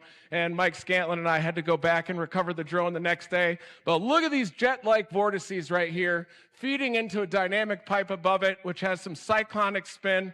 And you'll see it try to plant. It tries to get closer to the ground. And when it gets within range of the ground, it excites those jet-like vortices underneath it. And when it fully plants, it'll wrap the jet-like vortex around the base of it, and it gives it that helical configuration. Then it'll lift up a little bit, and you can get some more jet-like vortices that form. But all of those are driven by the vertical pressure gradient within the tornado. So whenever you're underneath the tornado when it's forming, you can kind of estimate the maximum width that the dynamic pipe might reach, because you could see the mass inside of the clear slot. And the Spiritwood tornado had a huge dynamic pipe above it. The El Reno tornado had a big one. A lot of those Ridge Rider setups where you get easterly surface winds beneath westerlies aloft have those really large occlusions. This one had a pretty small one.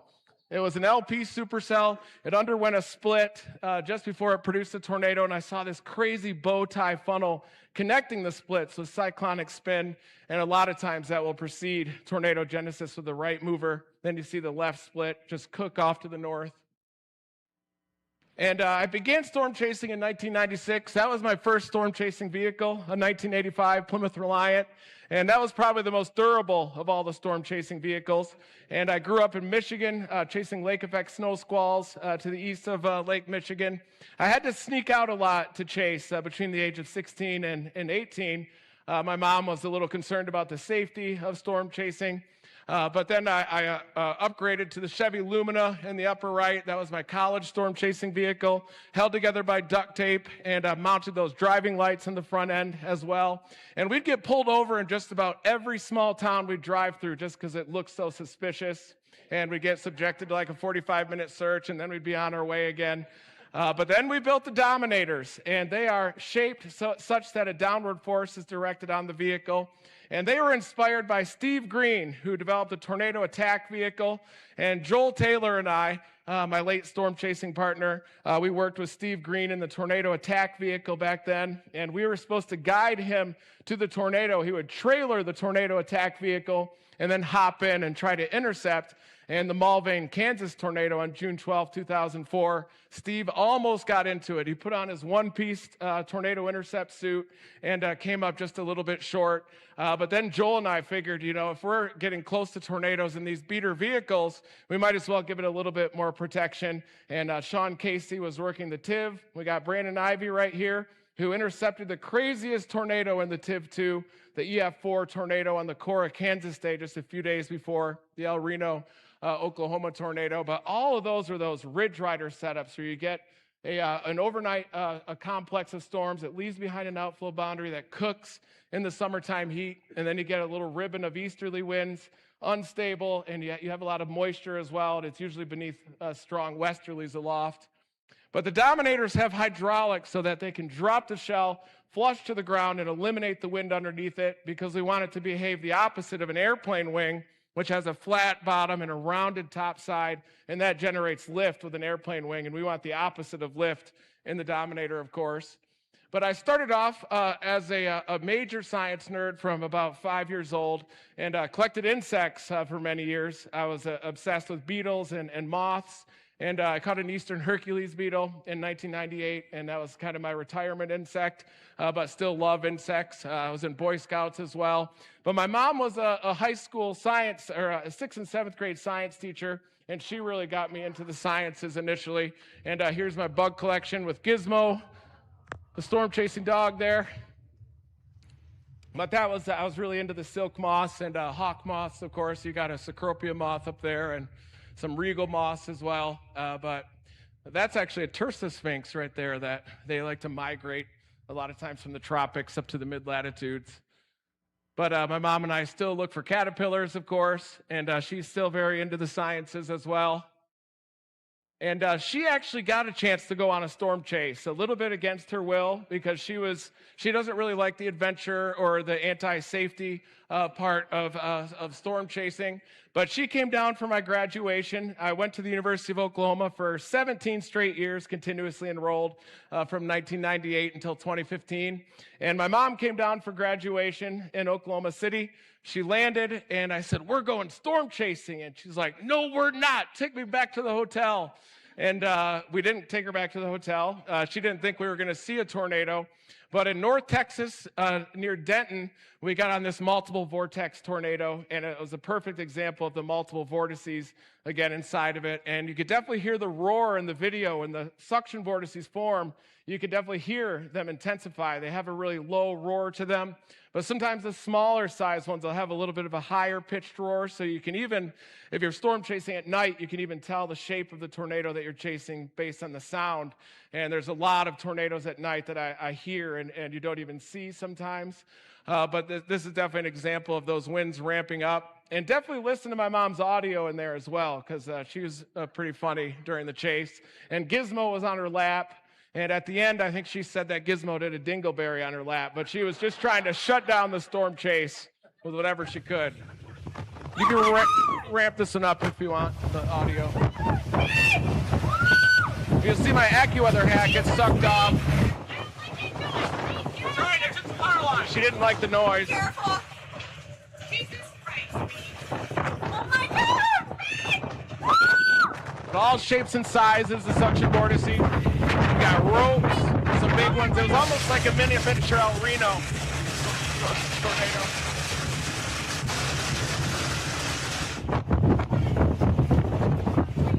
We gotta get out of here. Green? Give me the camera. You're not safe? What the hell are you doing? No. Go on the backside. Green? All right. Give me the camera. Get out of the car here. No. You're not safe? What the hell are you doing? Okay. Said it twice. I got this under control. Gizmo did a dingleberry. But she was just trying to shut down the storm chase with whatever means necessary. But that was her first and her last storm chase. She'll never go again unless I could catch her by accident. But in graduate school, I studied seasonal climate variability, and it was for agriculture and energy consumption. I storm chased so much as an undergrad that I think that they did that to me as punishment. But I wanted to work for Dr. Howie Bluestein here as well, doing tornado science. But I definitely enjoyed working on the seasonal climate as well. I flipped it around to use it to forecast tornadoes in the warm season even. And there is a little bit of a debate as to what comes first, the chicken or the egg, relative to the Pacific Ocean and the overlying atmosphere. I always think the chicken came first. And so anytime you have this warm blob in the North Pacific, it leads to big time tornado seasons. And about 3 years ago, we started to have it develop in the winter before the 2023 season. And it likes to develop off the coast of Japan. And it seems to be associated with an upwelling anomaly, which tells me that it's likely internally driven in the Pacific Ocean, then migrates east when the westerlies come up. And it will migrate across the date line, but it's definitely associated with the ridge over the Pacific and those big troughs that will barrel across North America. But then La Nina and El Nino does the dance that it does in the tropical Pacific. And when you have La Nina like that, it'll push the severe weather east out to Dixie Alley. But then when you get El Nino, which is supposed to form by April this year, it'll get pulled back to the high plains and extend your tornado seasons. The subtropical jet likes to interact with the base of troughs in the polar front jet stream, and through sheer vorticity, it'll deepen the troughs and sometimes close them off, and sometimes you'll get multiple days of storm chasing in the plains and the high plains. And I'm thinking it'll probably pull the moisture back here to Colorado. I know it's been a long time since we've had active tornado seasons here up to eastern Wyoming, but it can definitely go big up here. And these are some growing degree day forecasts. You can use them to track certain critical crop maturation windows. Also precipitation, all kinds of anomalies there with your warm phase North Pacific oscillation with precip. And when you get precip in Tornado Alley or Dixie Alley in the spring and summer, it's usually associated with big tornadoes. And here's 2023. Our warm blob is sitting up there. That led to a big season in 23 with the El Nino too, so it was active all the way up through eastern Wyoming into the Nebraska Panhandle. Dan Fitz is going to be very happy about that up in Scotts Bluff for a lot of storms to chase. And then last year, we had a big-time warm blob up there. 2024 had a lot of hurricanes and tropical cyclones, which caused a lot of tornadoes and definitely ramped the numbers up. But I think we probably had a decadal trend in hurricanes that might have been sputtering out a little bit last year, because a lot of times the big tornado seasons don't like to coincide with big hurricane seasons. But while I was doing research on seasonal climate, I just kept doing the storm chasing. I started selling DVDs in 2003 as well, and we launched the website, tornadovideos.net. But I realized that if I'm going to be doing tornado research, I'm going to have to fund it myself and do it ourselves. So I've been funding our own research for a long time, like 20 years or so, and we've been specializing in launching miniaturized sensors into tornadoes. We started off, though, with an RC aircraft called the BTE Super Hauler in 2009, and that was before you could purchase drones or even build quadcopters back then. And the goal was to deploy parachute probes out of the base of the RC aircraft. And you might have seen this in Storm Chasers, too, on Discovery Channel. Sean Casey was trying to shoot it down when he saw our aircraft flying around. But we finally were able to launch the aircraft outside of a supercell on June 17, 2009. And the goal was to intercept the tornado with the Dominator to measure the surface winds. We had a vertically mounted radar, very similar to Dr. Bluestein's from his 1989 paper when he held it up and pointed it at the wall cloud with the receiver and the emitter. And so it was pointed straight up in the vertical to measure updrafts and downdrafts inside of the tornado. And then at the same time, we were deploying parachute probes out of the RC aircraft. But then I got a letter from the FAA, so we only got a couple of flights with this. They shut down our Air Force. I got a lot of those threatening letters in the mail. Only bad news comes in the mailbox usually. Like, all right up in front. But it's incredibly laminar and easy to fly around a tornado, even through a tornado if you're above ground. But this is when we learned that the sheath of sinking air around a tornado is going to be a problem for us if we're not going to be driving into the tornado or deploying the probes from within. But you can see our parachute probes looked like they were racing toward the tornado, but they hit that sinking air and then fell straight to the ground.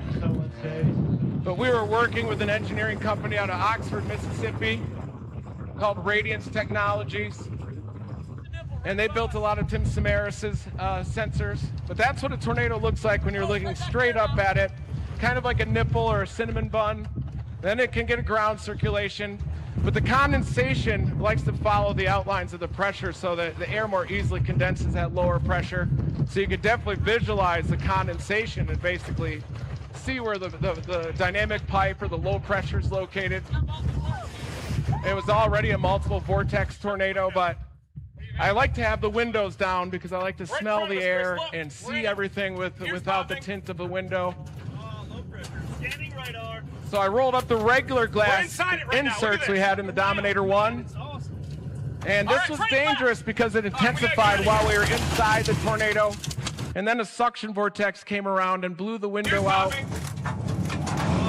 But you can see it's not as pretty when you're inside of a tornado. It's more beautiful when you're just outside of it. All right, It's a lot of fog and spray and debris. But this is when the suction vortex came, and it ramped an EF0 tornado up to wind speeds of 138.8 miles an hour in less than a second, and then knocked the window out. And our radar engineer in the back seat, Mick Wimbrow at the time, our camera guy with Stormchasers, looked at him and said, "Mick, your ear's bleeding." And the pressure fall was so intense that it ruptured his eardrum. And he had bad allergies at the time. And that's Tim Samaras parked on the side of the road there. I ran up to his car. I had a little ketchup on my face. And he was always very concerned about our safety out there. I think he gave me a Band-Aid here and then raced east of the tornado and deployed his turtle probe in the path of this one. But this was in 2009. And Tim was a huge inspiration for all of our science.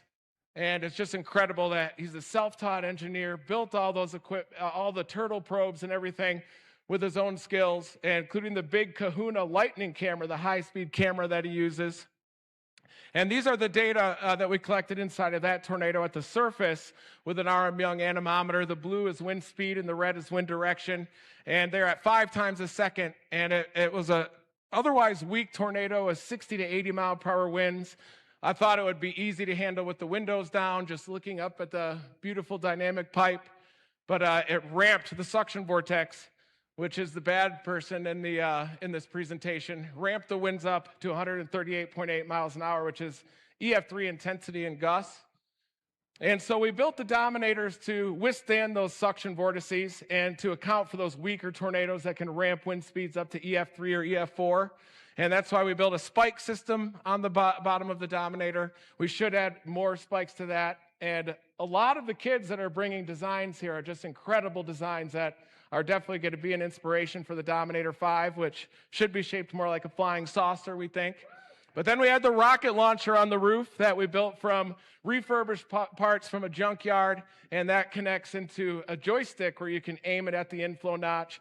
And we finally got a rocket into the Linwood tornado on 2019, right from the notch. And we actually drove through that first initial tornado, that weaker one, and it gave the Dominator just a little wiggle.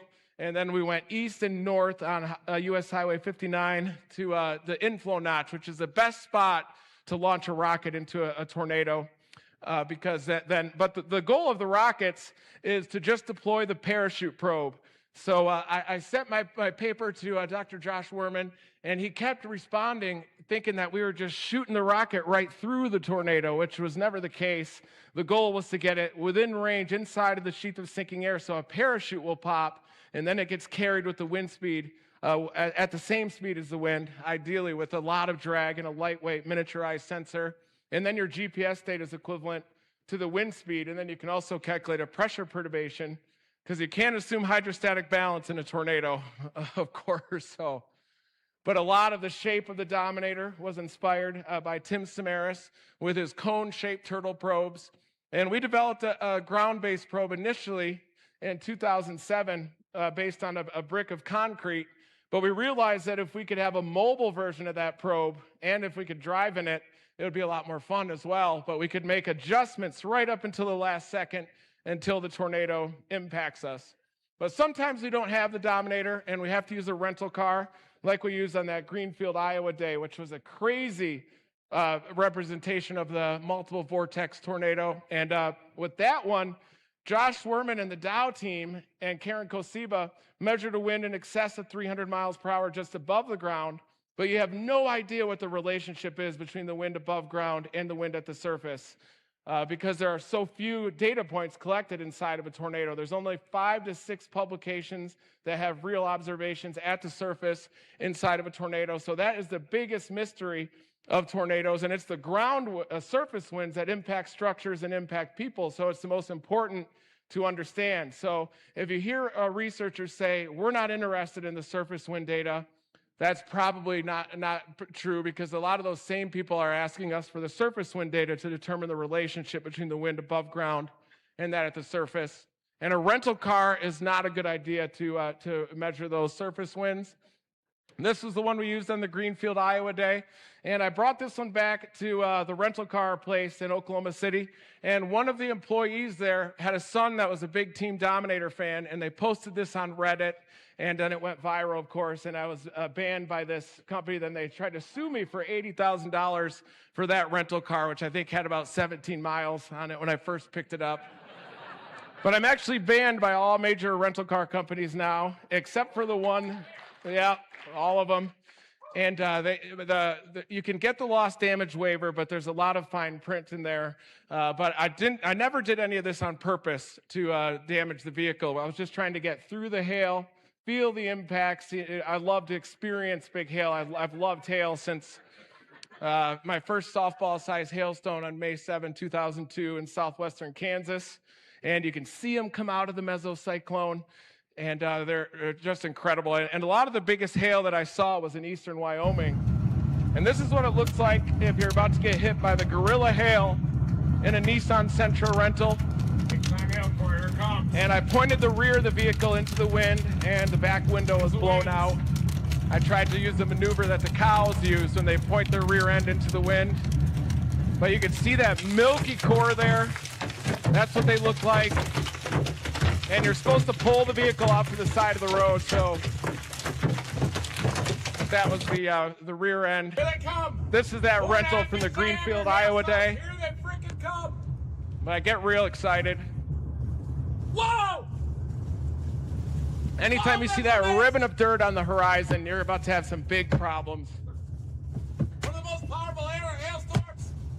Here they come, folks. But that rental car, we intercepted the El Dorado tornado in Oklahoma with it, and a cedar tree came through the front right window, almost hit poor Edgar. And whoa, look at the dust! Then this was the chase after that in Levelland, Texas. I had to get some solo time with the gorilla hail.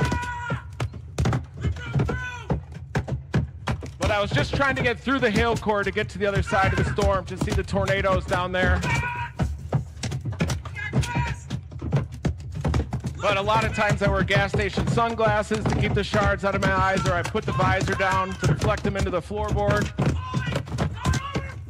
But the modern windshield, the glass shards don't really like to drill into your skin as much. I think they're shaped like little donuts.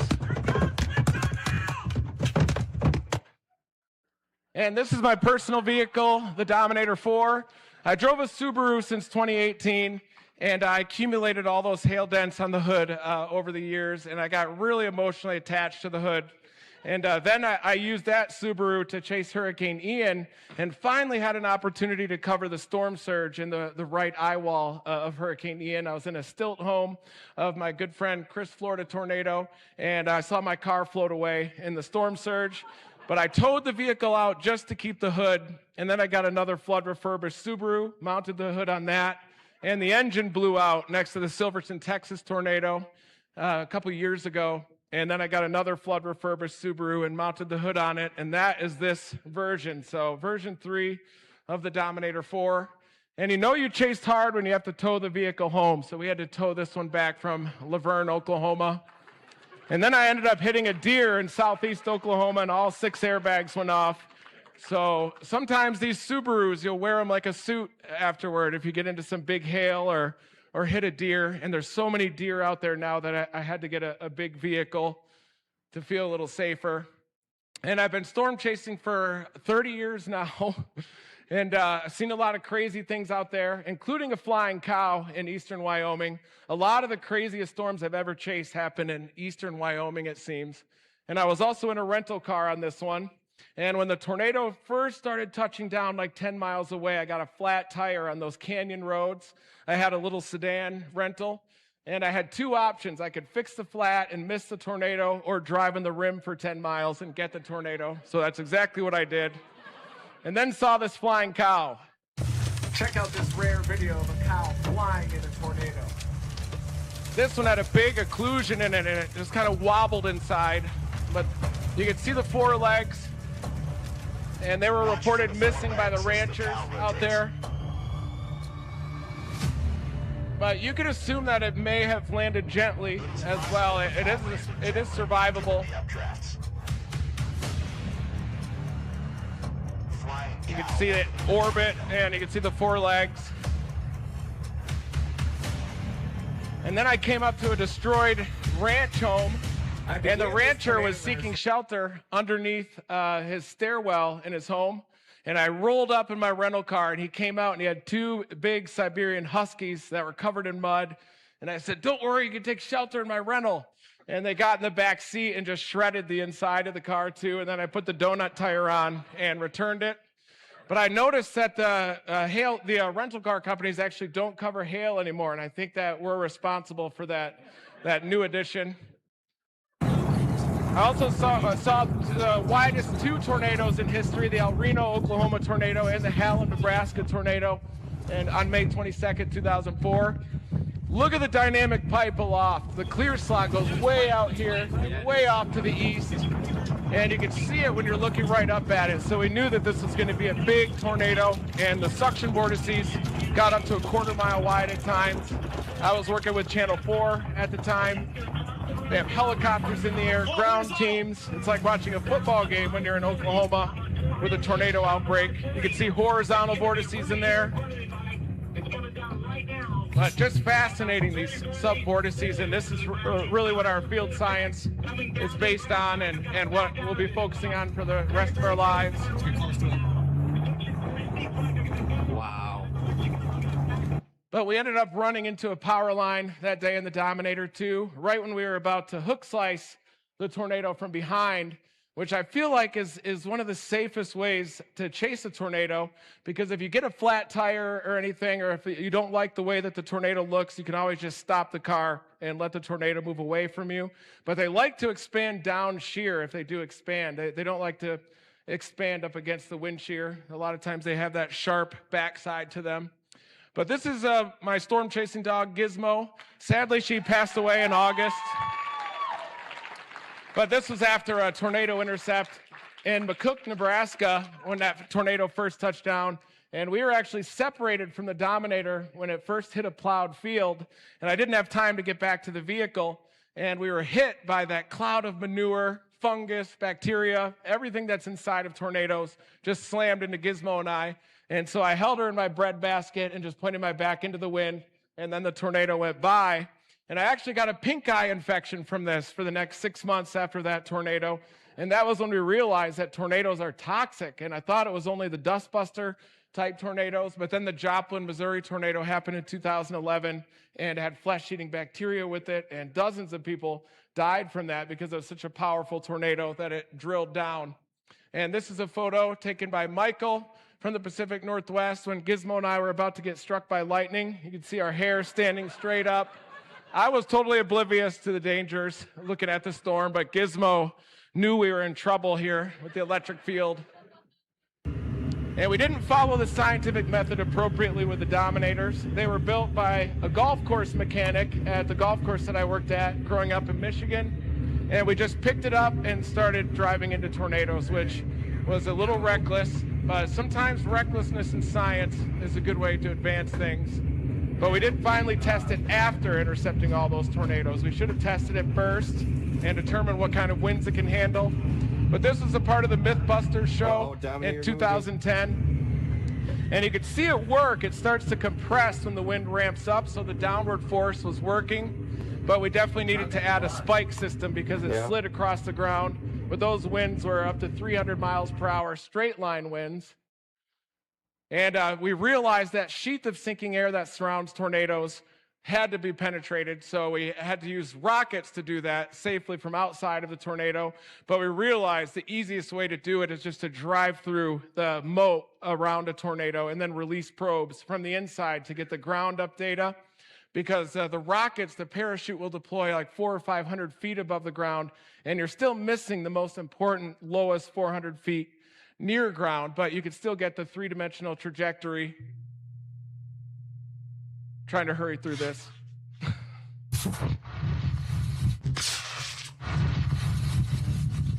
Okay, so now the rocket is flying toward the tornado. The goal is to get through the sheath of sinking air so the parachute can deploy. And once inside, the nose cone pops off and the parachute deploys, and it's carried around inside the vortex, just like the movie Twister. And we've got to get after the rocket.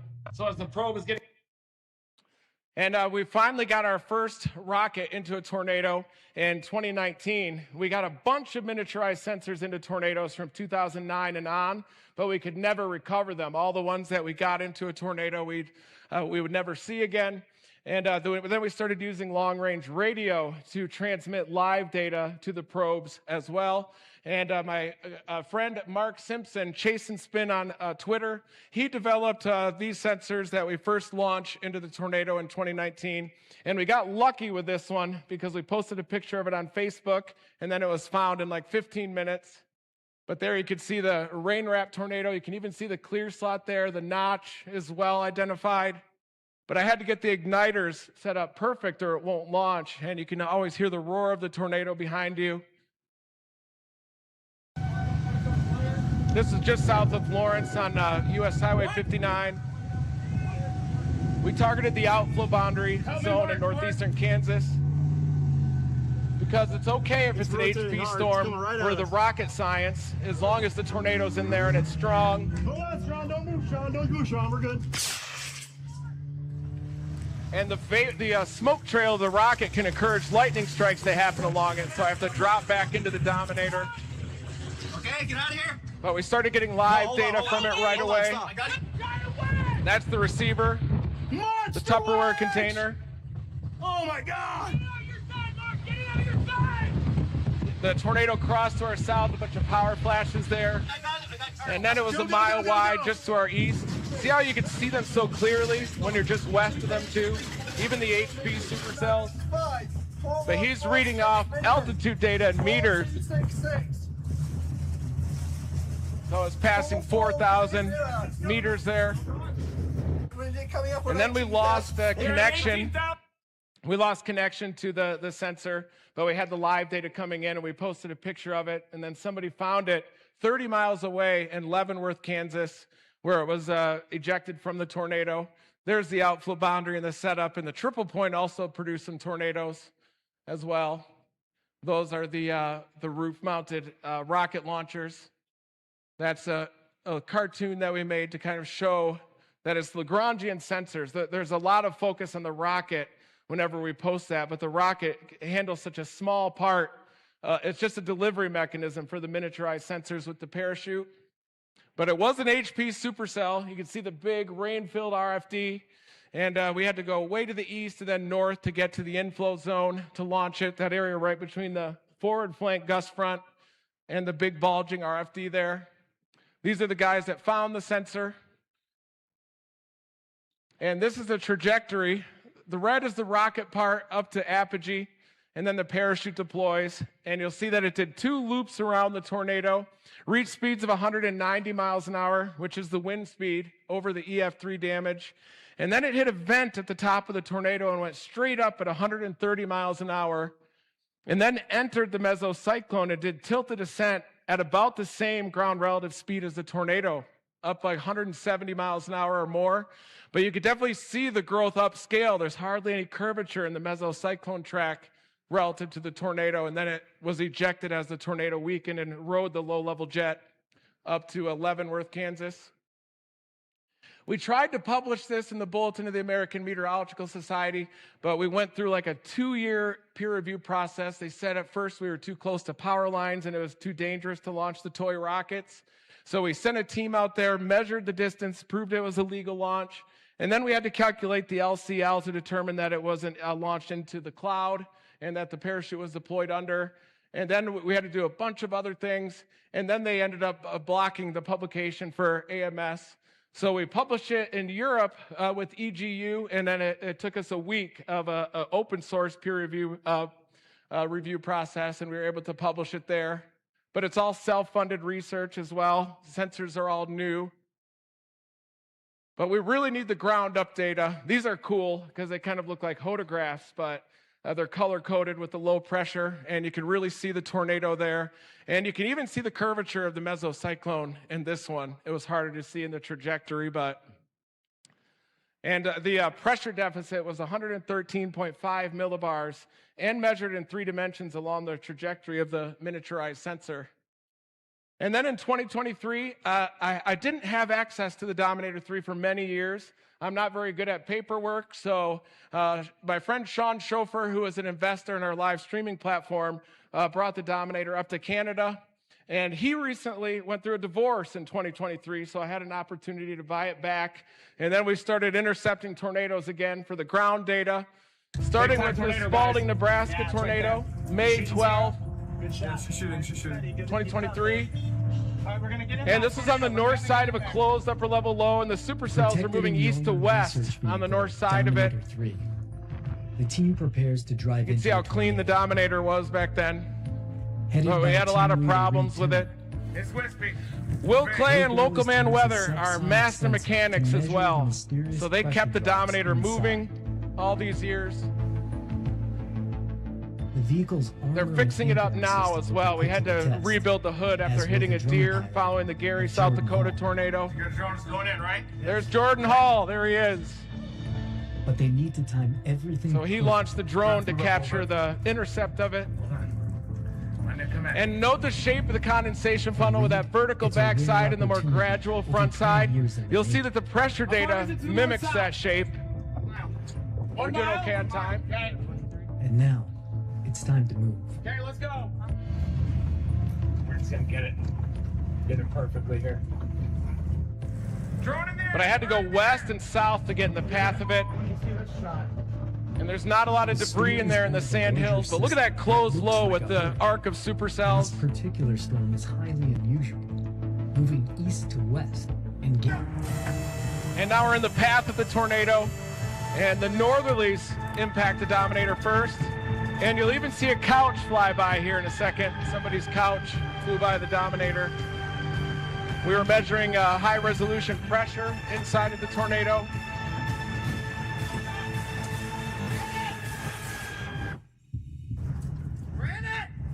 It ripped our anemometer off, so we didn't have data, but you'll see the couch fly by right there. Love seat. And now we're in the eye of the tornado. Everything stops. Big pressure falls. You experience concussion-like symptoms sometimes. But I could feel the northerlies try to lift up the back of the Dominator. That's what happens when you experience those pressure falls. You gasp for air. But they definitely have an impact on the brain. We drove around in a state of confusion for like 2 hours after the tornado intercept. There's Sierra Lindsay 3. She's studying meteorology at the University of Oklahoma now. And a highly photogenic storm. You can see the clear slot around it, the sinking air. That's intense. What do you think? That's awesome. She's the only smart one wearing the helmet. Hey, look at this, guys! But look at it detached from the mesocyclone. I got the shot here with the Dom.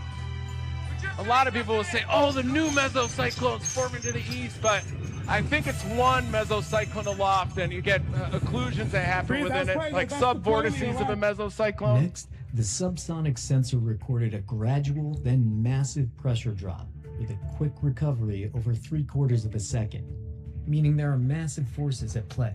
Pressure differences in tornadoes can affect sinuses, ears, and possibly even the brain. And there's the pressure. See how it's reversed, but follows the rough shape of the condensation funnel. Even these wave-like features ahead of it might have been generated by the sandhills even themselves, but it definitely follows the shape of the tornado. But the subsonic sensor was inside of the Dominator as well. And these are what the pressure falls will do to you. They can turn your face red. This is a funny meme by the Team Dominator Storm Recovery Group.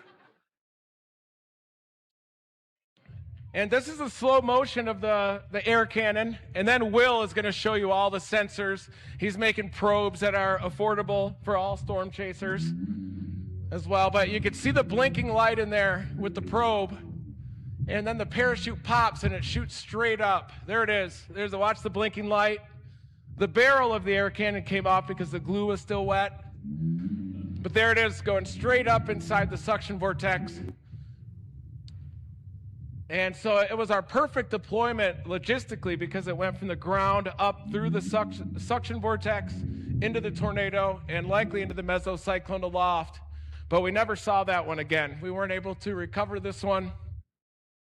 But we have the pressure data from that, and it shot out horizontally from the vehicle, and we had about a 60 to 70 millibar pressure drop from outside of the tornado to inside of it.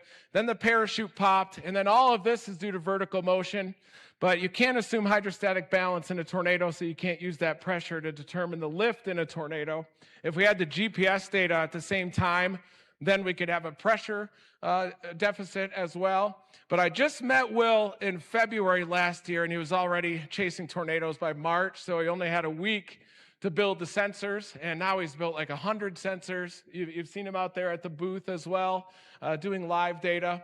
But the crazy thing with this tornado is it cut a trench through the corn that you could see by drone, threw a lot of the corn stalks into the car. One went into Matt's pants, and then it dissipated the subvortex. So I think it hit the barrier that was the Dominator, and because the subvortex was so small in scale, it didn't continue on the other side of the road. It just spun us 100 degrees and then moved on.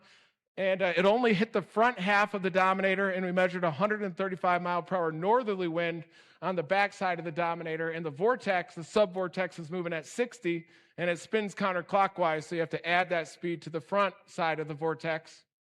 So I believe we experienced somewhere between 135 and 240 mile per hour winds at the front of the Dominator, and that shear across the vehicle for a split second spun it 100 degrees. And I was definitely spooked a little bit by that because the vortex was spinning so quickly, and the pressure fall, it felt like we were airborne and spinning around in a circle. And then I looked around and everybody was okay, and then that was great that we survived that. But I wish that we could have recovered the sensor, of course.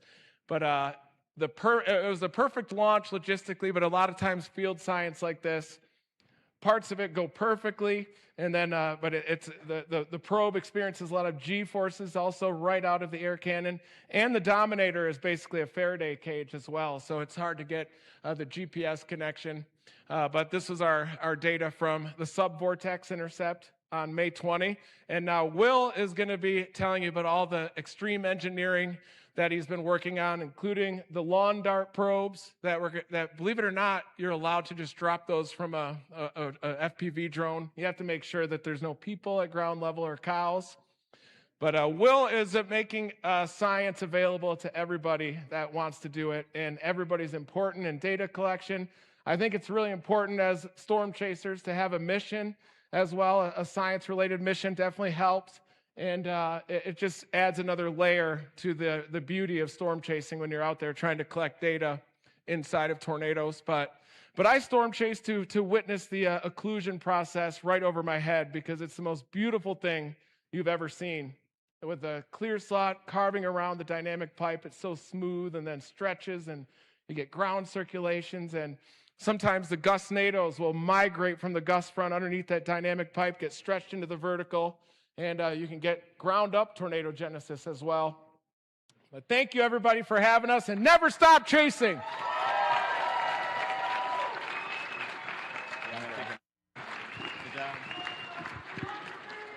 Yeah, thanks again for Reed. All right, so I'm going to go over some of the science stuff that we did this year and last year. So like I said, I met with Reed. It'd be a year ago next week. And I actually ran into him at a farm show in Louisville, out of all places. So I don't know how that happened. But so I kind of walked up to him and I asked him, I said, hey, I seen you were doing some sensor stuff a while back, and what's up with that? I haven't seen anything recently. So his sensor guy had kind of laid out on him. So I took that over. I think from the point I met him to the point that I had like our first potential prototype, like something that we could launch, was only 3 weeks. Like from the day to that farm show to the day that I was sitting in the back seat of the Dominator for the first time, shooting into a tornado. So what we were doing, so what we all think about whenever we're looking at launching sensors, and what we're trying to do is kind of like the original Dorothy. So that's actually what we are working on right here. So this is Vortex Vision. It's kind of the software platform that we have designed back behind this. So our goal is to deploy many of those sensors that he had talked about into a storm at one time. He's been successful at getting one in there every once in a while, but we want to get a lot to get much more granular data. So what we actually have, all of these sensors that we've designed, and I'll show you those here in a second, but all of these sensors that we've designed report real-time information straight back to the Dominator vehicle. So we're bringing it in live at about a frequency of 1 hertz, 1 time a second. But it's actually recording up to 5 times a second on internal flash on the sensor. So it's important for us to be able to recover that sensor to get the high resolution data back from it. So what you can actually see right here, this is the view that we actually have inside of the vehicle. This is a simulated view, but this is the view we have inside of the vehicle. So we can actually see whenever that the sensors are deployed and how they disperse and how they move. But again, this is simulated, but this is actually going to be like on our live stream. We actually pump this stuff straight out to our live stream in real time as we're doing this. But that's what that's going to look like. So again, my very first ride in the Dominator was pretty much this right here. This was Bakersfield, Missouri last year. And I had just built this sensor. No idea what I'm doing, by the way. So like, I've got a lot of electrical engineering background, but nothing to do with deploying sensors in storms. Zero idea. So we built something in 3 weeks, went out here, and it's mind-blowing understanding what it is that we need to do to successfully do this and at the fast pace that it needs to be done at. But watch this video right here. So you can see this is actually my first time struggling with this. Some spikes to it. Here. I'll try. Here we go. It's pitch black. We have no idea what's going on up there. I can smell the debris. Can't see anything back there. All right, I got it. Oh, I need tape. Hang on, tape. We need tape for this job here. Tape back on the ground. Where's the tape at in the most critical situation? This is the mic right here. Okay. You're hot again. Got it. Hang on. There's a full-blown cone. Full-blown cone tornado. You saw it again? I mean, we're in a ditch right now. Hold on. Get video of it? I'm trying. Cone, I got it. Yes! All right, so that tornado, we unfortunately didn't get to launch into it due to a navigation error, which was a very good error that we had at the time, actually. We were unable to get close enough to it to get that rocket launched. And so this initial event right here is what made me turn around and go back to the lab and rethink the entire process of how things are being done. The environment is so unstable whenever you're trying to do science out there. You can't predict everything that's going to happen. So I have to bake that into the hardware and make the physical hardware that we're using ready for every single situation. And that's really hard to do. So this is our Vortex Vision sensor. So this is just a base PCB right here. And this sensor has a GPS on it. It's got a barometer, a temperature humidity sensor. It's got a LoRa radio. It's got a cellular modem, which we've added to it this year. It's got internal flash. It's got IMU accelerometers, magnetometers. This thing is a full-on smartphone, and it only weighs about 10 grams. So this thing is pretty incredible. And if you guys haven't got to see it, but it's pretty amazing. So we're just mass producing these. We actually have machines that are putting these things together now. So it's pretty fun. So again, I do all of the PCB engineering, all of the software side on it. I am fully self-taught. I actually never went to school for any of this stuff. That's what I've been doing as a career for probably about the last 15 years. I spent a lot of time in DoD developing aircraft for the Department of Defense, and this is where I learned most of that, and it's all home-learned skills, essentially. So this was out in Texas. I can't quite remember, but this was another launch. So this is actually a rocket launch using the same PCB in the nose cone here so that you can see. So we're using a lot of air cannons and drones this year. And a new sensor. So I wanted to talk about this one a little bit. He brought it up. So this is our lawn dart sensor. The lawn dart sensor that we're going to be using is a surface measurement device. So it measures wind speed, temperature, and humidity at the surface level. So the way that this works, we actually carry 5 of these on a high-speed FPV quad, and we'll get out in front of the tornado and drop it into an unsparse populated area. And these darts will stab into the ground about 12 to 13 inches. And it is actually really hard to get them back out of the ground once they're stabbed into the ground. And we can measure surface level data right there, right in front of the tornado. So we can get the Dominator and we can drive that thing right into these tornadoes, which we do all the time. But a ton of times we want to be out in a field where there's nobody out there and it's hard to reach, and we can just fly a drone straight out there and drop those things right out. So that's what we've got going there. That's going to be used a lot this year. So we finally just got all of our FAA approval and waivers to start doing this. So we're pretty excited about that. So here's another rendering. So it's just sitting on an FPV, a 5-inch quad. This is what we used for testing this year. So I wanted to keep that short, but basically, what I did want to come out and say is I am a fully independently self-taught person. I have been doing all of this electrical designing, RF studies. Everything I have done, I have fully learned on myself, and I do want to help anybody out there who has ever thought or didn't have the capability to go to college. You can still do a lot of this stuff without doing that. So I just did want to push that out there. But thank you, guys.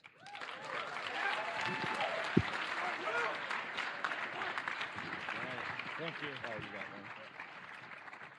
Hey. Will is just incredible, and any science mission is only as good as the engineers that are building the sensors, and he reminds me so much of Tim Samaras being a self-taught engineer. We went up to his ranch in Perkins, and he was building jet-powered lawnmowers up there, all kinds of crazy stuff, miniaturized sensors. Thank goodness he can write code, and a lot of the kids that are here, I see, have a lot of those skills as well, and definitely gravitate to Will with your technological skills. So continue to grow those. Keep talking to people like Will that are here, and I definitely see all your designs, and I think it's awesome that you guys are going to hit the road with science missions and so many skills, and you're great at forecasting already. You already know how to storm chase before you've done it. The driving, though, is dangerous. You have to be able to handle the hydroplaning. But next year, the Chaser Summit is going to be happening in Kansas City, and these tickets are for sale at a discounted price only tonight, and we're going to be there as well, weather permitting, of course, and just can't wait to be out there in Kansas City. Eric has done such a great job taking this summit to the next level. I can't thank you. Hello. Okay, there we go. I can't thank you enough, Reed, for being here, being our keynote. Will, local man, thank you so much. This is on behalf of Reed. Reed was like, hey, let's do this again. I was like, all right, let's do it. So Reed, I appreciate you jumping on board and helping out the summit, doing a great cause with storm shelters. And, also, this is until midnight, guys. So it's going to go up a lot more than this. Jump on this. We're not going to limit how many. So you better jump on this because at midnight it goes away. All right. Reed, thank you again so much, man. I appreciate you. Thank you so much. Thank you. Okay. We started the summit several years ago to create a scholarship, and that's where we're going to go. I want to introduce our chairman of the scholarship committee, Ed Grubb.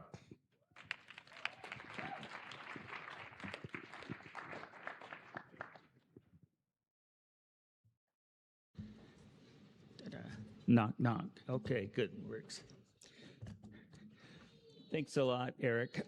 We've come to what I feel is a very important part of our summit program tonight. And I've said it in the past at some of our other Summit Scholarship Award presentations.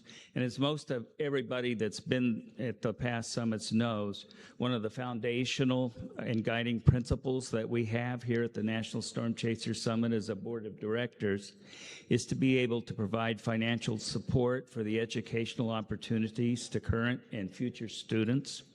And in order to do this, the NSCS provides scholarships to be awarded each year to outstanding undergraduate students.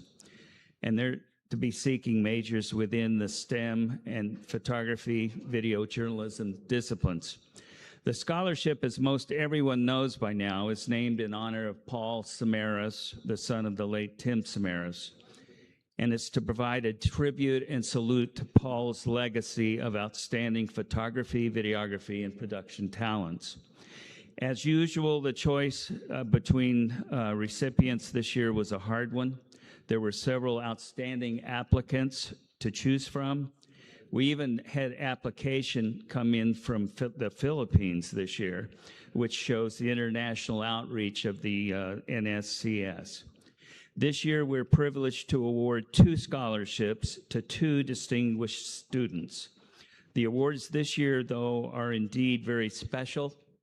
For the first time, due to an exceptional donation made at the conclusion of last year's Kansas City Summit, scholarship recipients this year will receive recurring disbursements each year until their senior year of graduate studies is finished.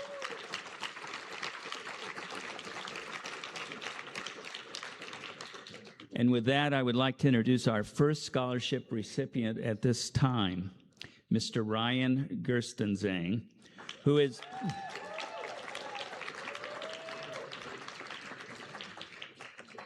Ryan is a freshman currently attending Penn State University.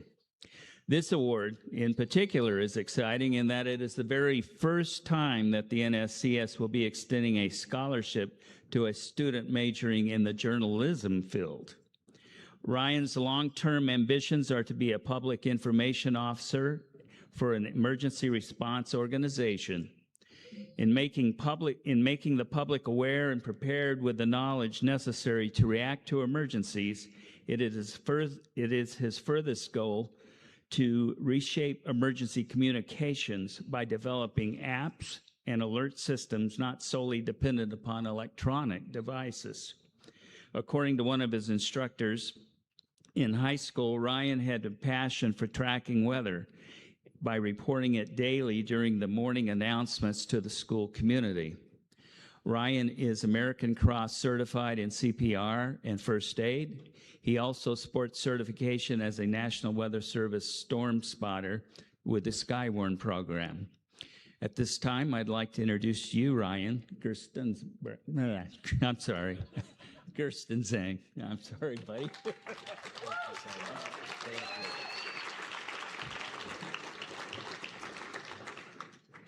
Good evening, everyone. First, I just really want to thank the Scholarship Committee for selecting me as a winner of the Paul T. Samaras Scholarship. It's an incredible honor to be standing in front of a room full of such amazing, incredible individuals, and it's just so surreal that I'm in front of all the people that I sort of look up to. So I want to thank Eric, Ed, and the board and everyone for making this event and scholarship possible. I found out about this scholarship after reading the book, The Man Who Caught the Storm. It's a biography about Tim Samaras, and one internet search led to another, and then I eventually found out about this scholarship that night, and it just felt like I just had to apply to it. I'm currently a first-year student at Penn State, studying journalism, and how I got to this point was definitely a ride. I grew up and went to elementary school actually just south of Denver in Highlands Ranch, and then I was a typical Colorado family, skiing, hiking, all that stuff. So I just love nature and always getting out into the outdoors and learning about the weather and all the different stuff that comes with that.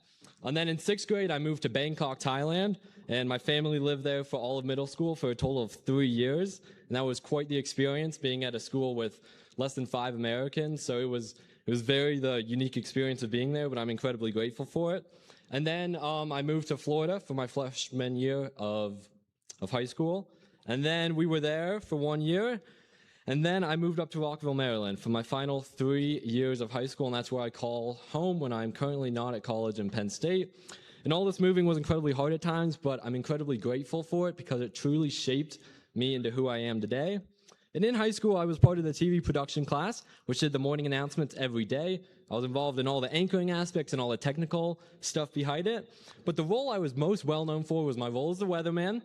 I took the initiative because we didn't have any weather service. So I was like, I might as well, make a little weather program because it was one of my passions. So every day I'd make the slideshow, the graphics, all that stuff. And then in the morning, I'd be in front as the weatherman.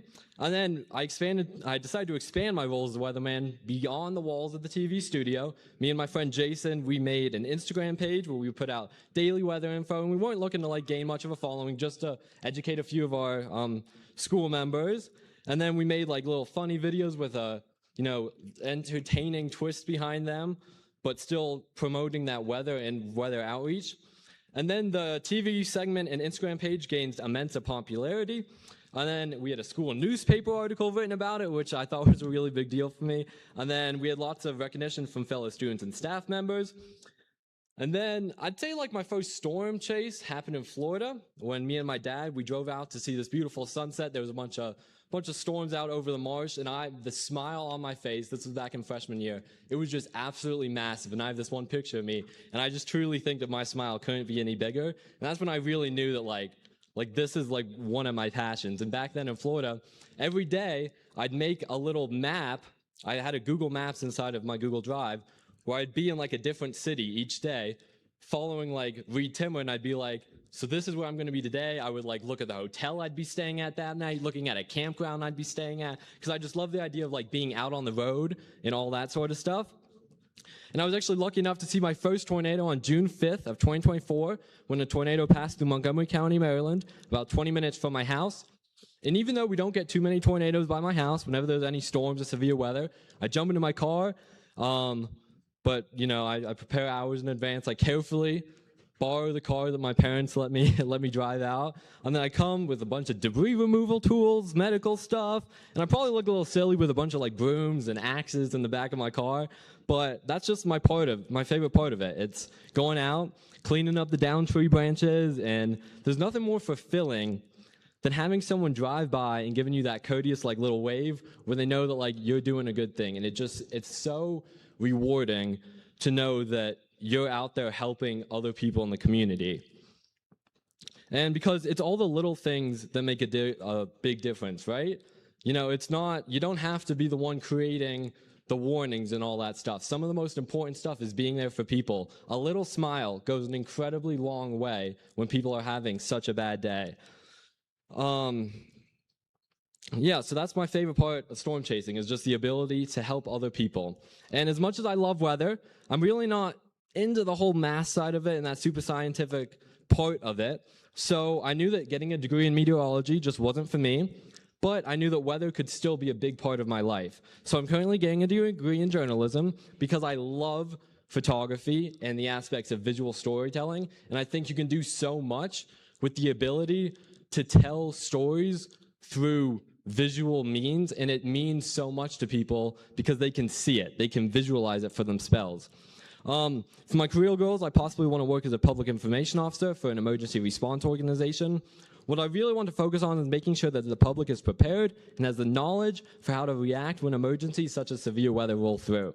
A vast majority of people in society outside of this room really do not bat an eye when any sort of severe weather rolls through. And one quote I really like is from the book What Stands in the Storm by Kim Cross. Across Alabama, people reacted or did not based off of what they believed. For some, it made the difference between life and death, and for others, it was a matter of luck. And I think that this quote really sums up my goal. I want every person to be weather aware and know how to respond when any emergency occurs. Because simply put, people are not prepared nor have any real knowledge of weather, and simply, unfortunately, then end up in precarious circumstances, in some cases even losing their lives. So in my career, I really want to interact with community members, from things like visiting elementary schools, visiting senior centers, and everywhere in between, because teaching everybody how to react when the unprecedented occurs is really important. I'm also currently getting my EMT certification up at Penn State, so then when I'm back during the summer, I'm going to volunteer with my local fire department as a volunteer firefighter EMT.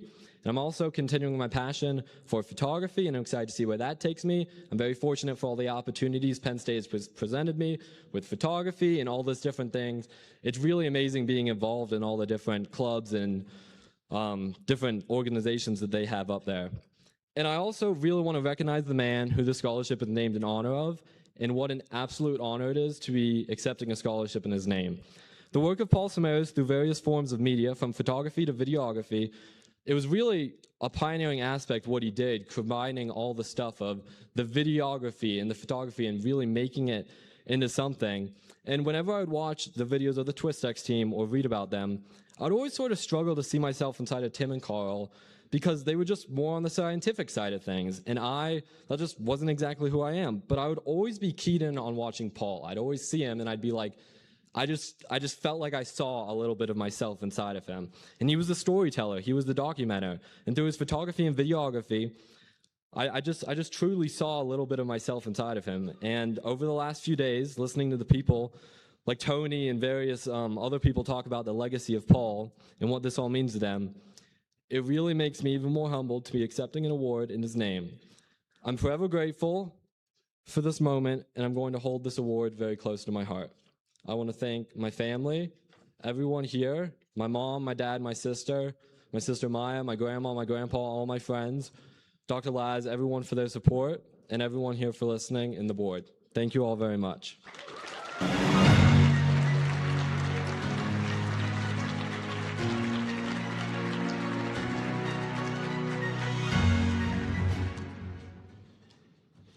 All right, for our second award recipient tonight, we'll invite Araya Atkins up shortly.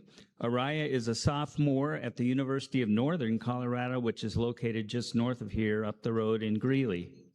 Araya is majoring in meteorology and looking to add a minor in aerospace studies. According to one of her professors, Dr. Gwendolyn Flynn, her passion for storm chasing is very clear and very stunning. She has taken on a leadership role in SCAMs and within the student community. Additionally, according to Dr. David LaRock, another one of Araya's meteorology professors, she has helped to organize K-12 outreach events, promotes STEM learning, such as the Pikes Peak Science and Engineering Fair, Yes Fest, and the UNC Health and Safety Fair. While serving as her AMC chapter secretary, she also serves several meteorological research projects, maintains a job with the Earth and Atmospheric Science Department, and takes a heavy course load, which also includes Air Force training. Araya's lofty goals include to commission as a second lieutenant in the U.S. Air Force, and to serve 4 to 10 years, after which she will join the reserves, and she further has an ambition to serve the hurricane hunters. Further, she plans to attend graduate school at the University of Oklahoma, Boomer, where she hopes to secure her PhD in meteorology. At this time, I would like to present to you Araya Atkins.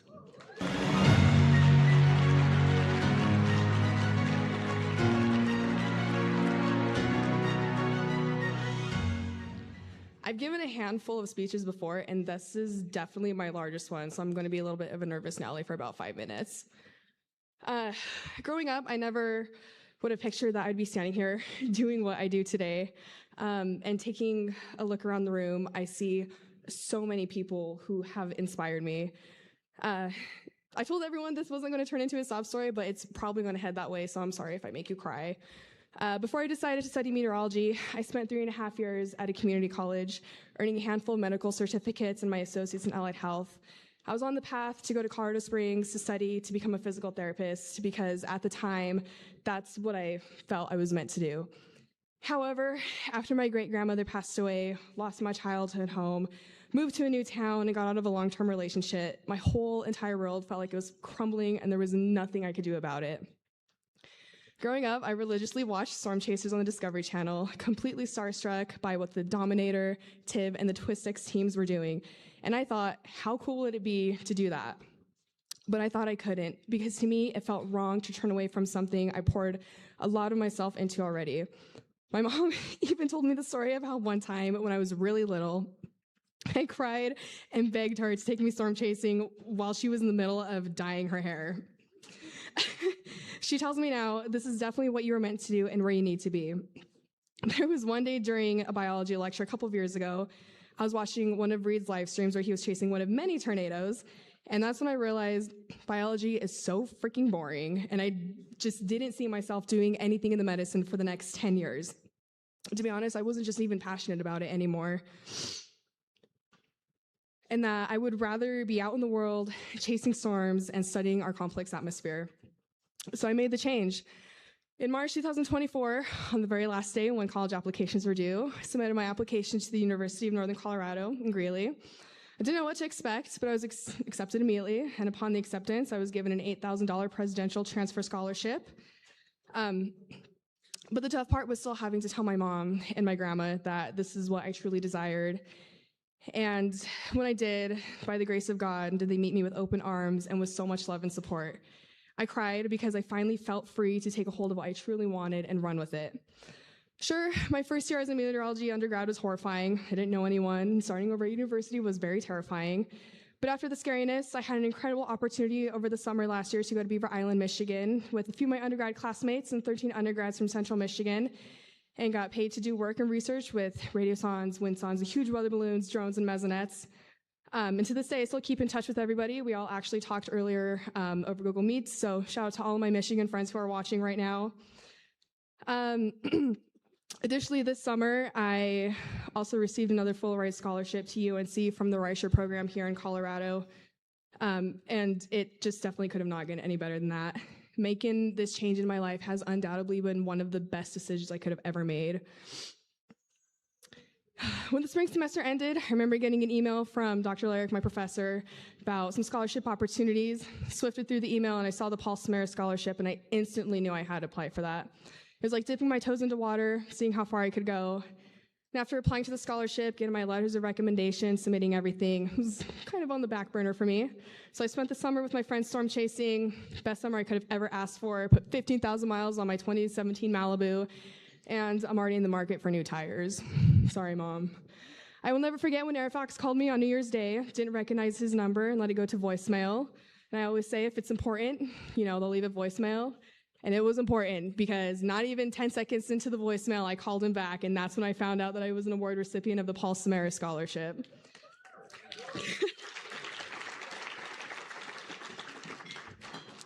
Everything I worked for and am working for still has most definitely been worth it. The tragedy of the TwistX team still resonates deep within me to this day because of the inspiration they had on me and absolutely everybody else in this room. When Tony talked about the TwistX team yesterday and showed his pictures, I definitely cried like a baby. That's how powerful and how much all of this means to me. Still can't believe I'm here. Like this is a dream I'm still waiting to be woken up from. But this dream is real, and it's only the beginning. Don't be afraid to chase what your heart and your soul truly desire. Words cannot comprehend the joy, the love, the passion I have for what I'm doing now. This is my life now, and I wouldn't trade it for anything in the world. Shout out to my mom, my grandma, my brother, who are my world's biggest supporters. Shout out to my meteorology group back at home, Janae, Blake, Taryn, Jonathan, Nathan, and Jared. You guys are family to me, and I will forever be grateful for the love and support you guys show me. Can't wait to go chasing again with you guys. Shout out to my professors, Dr. Lyric and Dr. Flynn, for being two of the best professors I could ever ask for. Don't know what you guys put in your letters of recommendation about me to persuade them to give me this award, but damn, you guys did a really good job.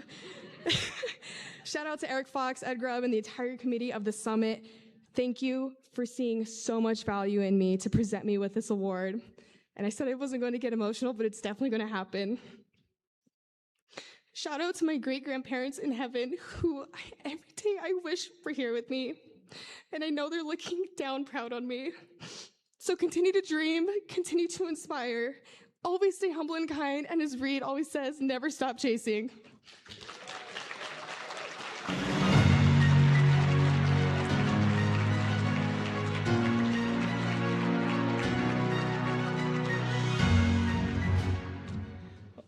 Finally, I'd like to also recognize Lacey Lynn Graham if she's out there.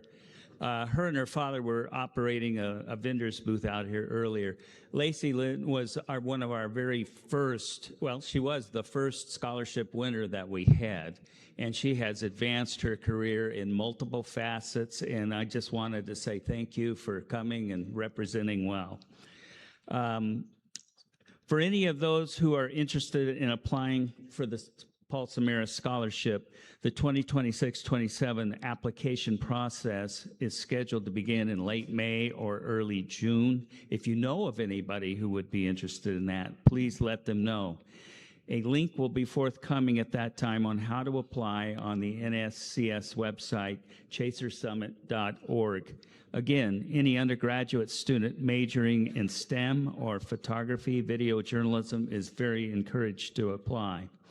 Lastly, please help us to continue this important program of providing financial resources needed to award these scholarships. Please consider donating what you can. Just follow the links on the NSCS website.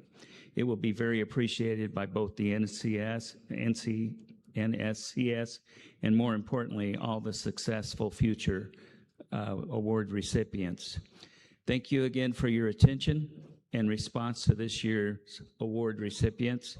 Can I hear one more round of applause for Ryan and Araya? Thank you.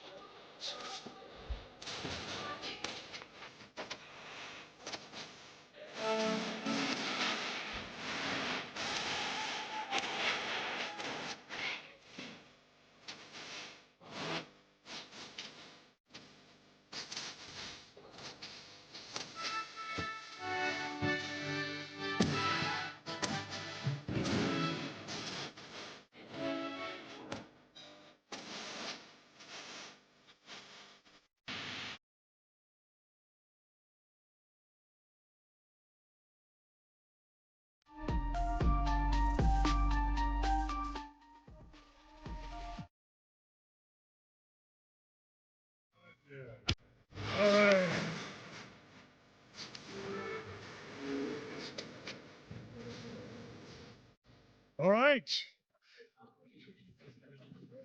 Welcome. Thanks for staying for so long. This has gone over, so we're going to keep it a little shorter than we otherwise would. Welcome to the 5th annual Vortex Awards, though we're past my bedtime. These awards are for photography and videography above and beyond. And I'll tell you, this past year has been awesome. We received many hundreds of submittals. We had to do it that way. And you have to be here to receive an award. It was so tough trying to figure out what person is going to win an award. Part of it is we normally have about 20, 25 awards. Well, huge rush in the last submittals. We now got 30 awards to go through tonight, okay? And because of that, we're going to keep it short. By the way, there is no committee, all right? This was done as a spoof. If you recall, Carrie and I, we did an Academy Award spoof on the first NSCS, and it caught on. People loved it, so we decided to continue it. It's for fun. There's a little element of truth that's actually gotten quite more serious than that. To be eligible, you got to be attending here. You either have to send in a picture to me, Facebook, upload it at the NSCS website. And all images must be taken in 2025. No AI whatsoever. You can do some treatment to the image, burnishing. You can take out a power line or something. But I have at the bottom, you can give a short acceptance speech if you wish, but we're not going to do that tonight, unfortunately, due to the time. So we're going to go rapidly through these.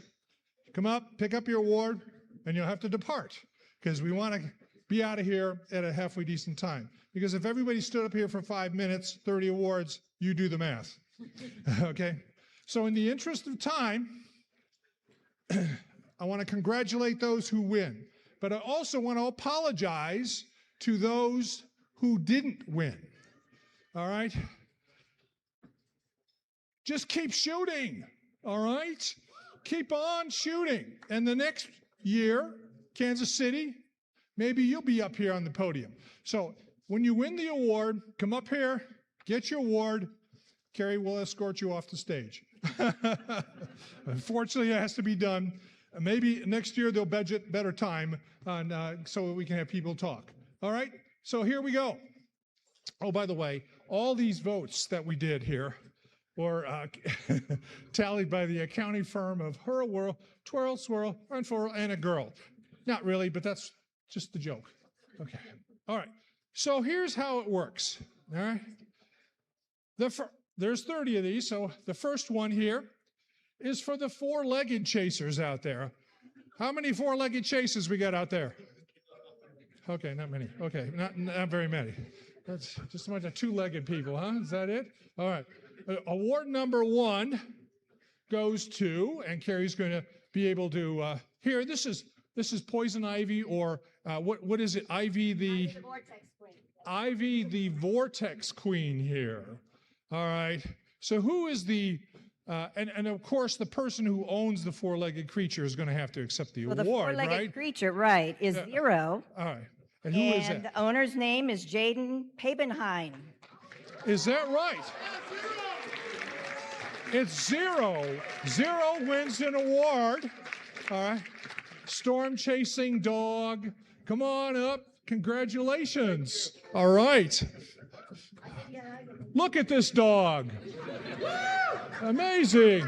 Obviously, Jaden, you went to Roswell. All right, very good. All right, now we have the best chase vehicle with a tornado. So you put your chase vehicle out there, there's a tornado, and you take a picture of it. Nothing else. Vehicle, tornado. Vehicle, tornado. All right, so Vortex Queen, who's our winner this year? John Moon. John Moon is the winner. What a heck of a tornado this was. I missed it. We were down with the ice chip team down there. Is there a John Moon in the house? Going once? All right.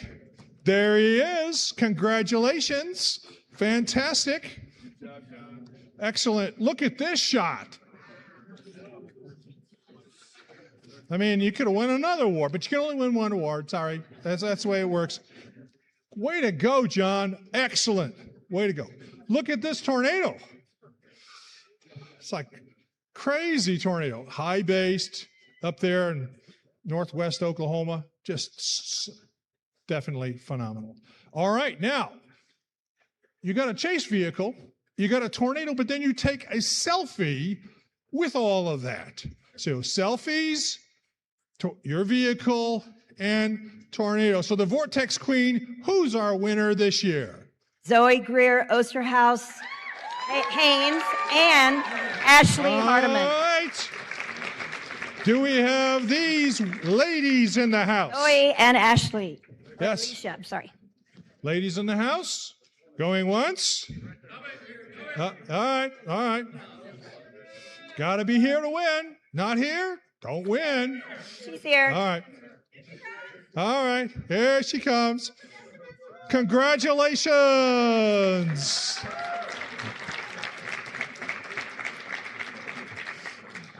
Okay. Now, if you saw my talk earlier about stormchasers.com, you know, it's kind of the romance place there to go. There was one absolutely outstanding moment. Actually, there were two, and we had to choose between one, so sorry to the other couple. But the Vortex Queen, who is our best whirlwind romance for 2025? The romance is Bryce, Shelton, and Paige Marie. But yes, the photographer is Brandon Kopic. So all three need to win. Okay. So photographer. Is Brandon in the house too? Brandon Kopic. If Brandon's in the house, look at the handstand here in front of the tornado. So yes, congratulations, y'all. Excellent. I'm not doing a handstand. No, you're not doing a handstand? I mean, I can try. What kind of inflow was that? I mean, you could do that. Congratulations, you guys. Well done. Well done. Each one gets an award. Yeah. All right. That's why they're going to go fast. Okay. Now, everybody can remember their first tornado, right? All right. All right. I remember my first tornado. Actually, I didn't see it at the time. I was 9 years old, and an F4 came through my hometown. But we had a lot of these this year. But there was one that really stood out for me. And Vortex Queen, who would that be? Well, this person couldn't be here, so I believe her father is going to. Okay, that's correct. Laura Kiesling is the winner, but her father, Doug Kiesling, is going to take the award. That's right. Doug Kiesling actually went out with his daughter and got this tornado for her, her first tornado, and it was a beauty. Absolutely. So come on up here and get your award. Thanks. I'm never going to live it down. She won the award. Yeah, she won the award, but she couldn't be here because You're her agent, Doug. Yeah, that's right. You're her agent. Absolutely. Very good. Okay. Now, this is a portrait, not a selfie, but it's like, okay, I'll hand you the camera and then you take a picture of me. That's the kind of way the portrait works, not totally a selfie. Selfie is when you hold the camera and take a picture of yourself. But there was one very cute award here for a very cute person. And Vortex Queen, who will that be? It's actually two people in here. We got Bill Turner and Melissa Moon. That's correct. Obviously, she has graduated to a nice tornado. And yes, so y'all come on up here and get yourself the Vortex Award. You betcha, Bill. And he's a repeat winner, is he not? That's right. He's actually won in a prior year. So that's excellent. Take your picture. Very good. Oh, we're doing good. Say this way. We do quite well. Absolutely. Very good. Okay. Now, I love structure shots. I don't like to be zero metering with everybody else. I like to be back, and I like the beauty of the sky. And in fact, most of the storms I chase, I don't see tornadoes. I see the beauty of the sky. But there were several of these, but one stood out for me. And the Vortex Queen, who is our winner going to be? Kevin Smith. Is there a Kevin Smith? Yes. In the house. Love that shot. That's fantastic with the sunlight on it. Absolutely beautiful shot. Thanks for submitting that. Congratulations. Yeah, absolutely.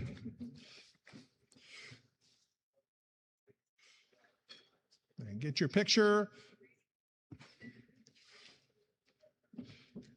All right. Look at this Mamata shot too. Very nice. Yeah. Oh, wow. Okay. And of course, he got a beautiful tornado too. Okay. Now, we have a whole slew of lightning winners this year. Apparently, people have getting some triggers or getting out there and setting on bulb and taking some long shots. So we got a whole bunch of these coming up here. All right. But it's so tough to take daytime lightning because you got to be either have the trigger for it or you got to be really quick on the draw. But there was one person that really kicked it out of the park this year. And Vortex Queen, who was that? Tim Slane. That's right. Tim Slane with this beautiful parallel lightning bolt. And the track, look at the composition on this. This is fantastic. With the railroad tracks, the kind of silver illumination of them, and then the bolts there. That's phenomenal. Congratulations. You also had these pair as well. So it's like you said, take your pick. Well, I like them both. Okay, very good. Wonderful shots. The best Supercell CG Lightning. So you get the Lightning and the Supercell all in one. Vortex Queen, who's our winner this year? Thomas Nepshield. Is that how you say it? Oh, yes. Thomas does the job. And Thomas not only did the job one time, but he did it again, and he did it again. Okay. So congratulations. Excellent. Vortex Award. Well, we got cloud to ground, right? We can also have cloud to cloud. Absolutely. I love cloud to cloud. I love crawlers. I love it where it comes from one part of the supercell to another. I love it when it's at sunset and you're getting kind of the after blue glow. Well, there was one person, actually there were several, but one person stood out more than the others. And Vortex Queen, who will it be? Erin Moe. Erin Moe.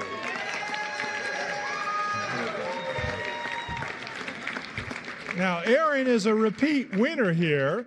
She seems to have the knack of getting the right shot, so that she is another repeat winner. Congratulations, Erin, on a lovely shot. Look at that with the sunset, CC, the Mamatis, the back shear, the red sliver on the anvil. Isn't that a great shot? Absolutely stunning. When you get your award, go up there and then come across the stage. Okay, come towards you? They're going to get on the stage over there, get their word, then they'll come over with you. Okay, that's fine. But they got to get their picture. That's okay. All right. But another great shot there, Erin. Very good. Lovely shot. Nighttime lightning. Now it's the dark of night.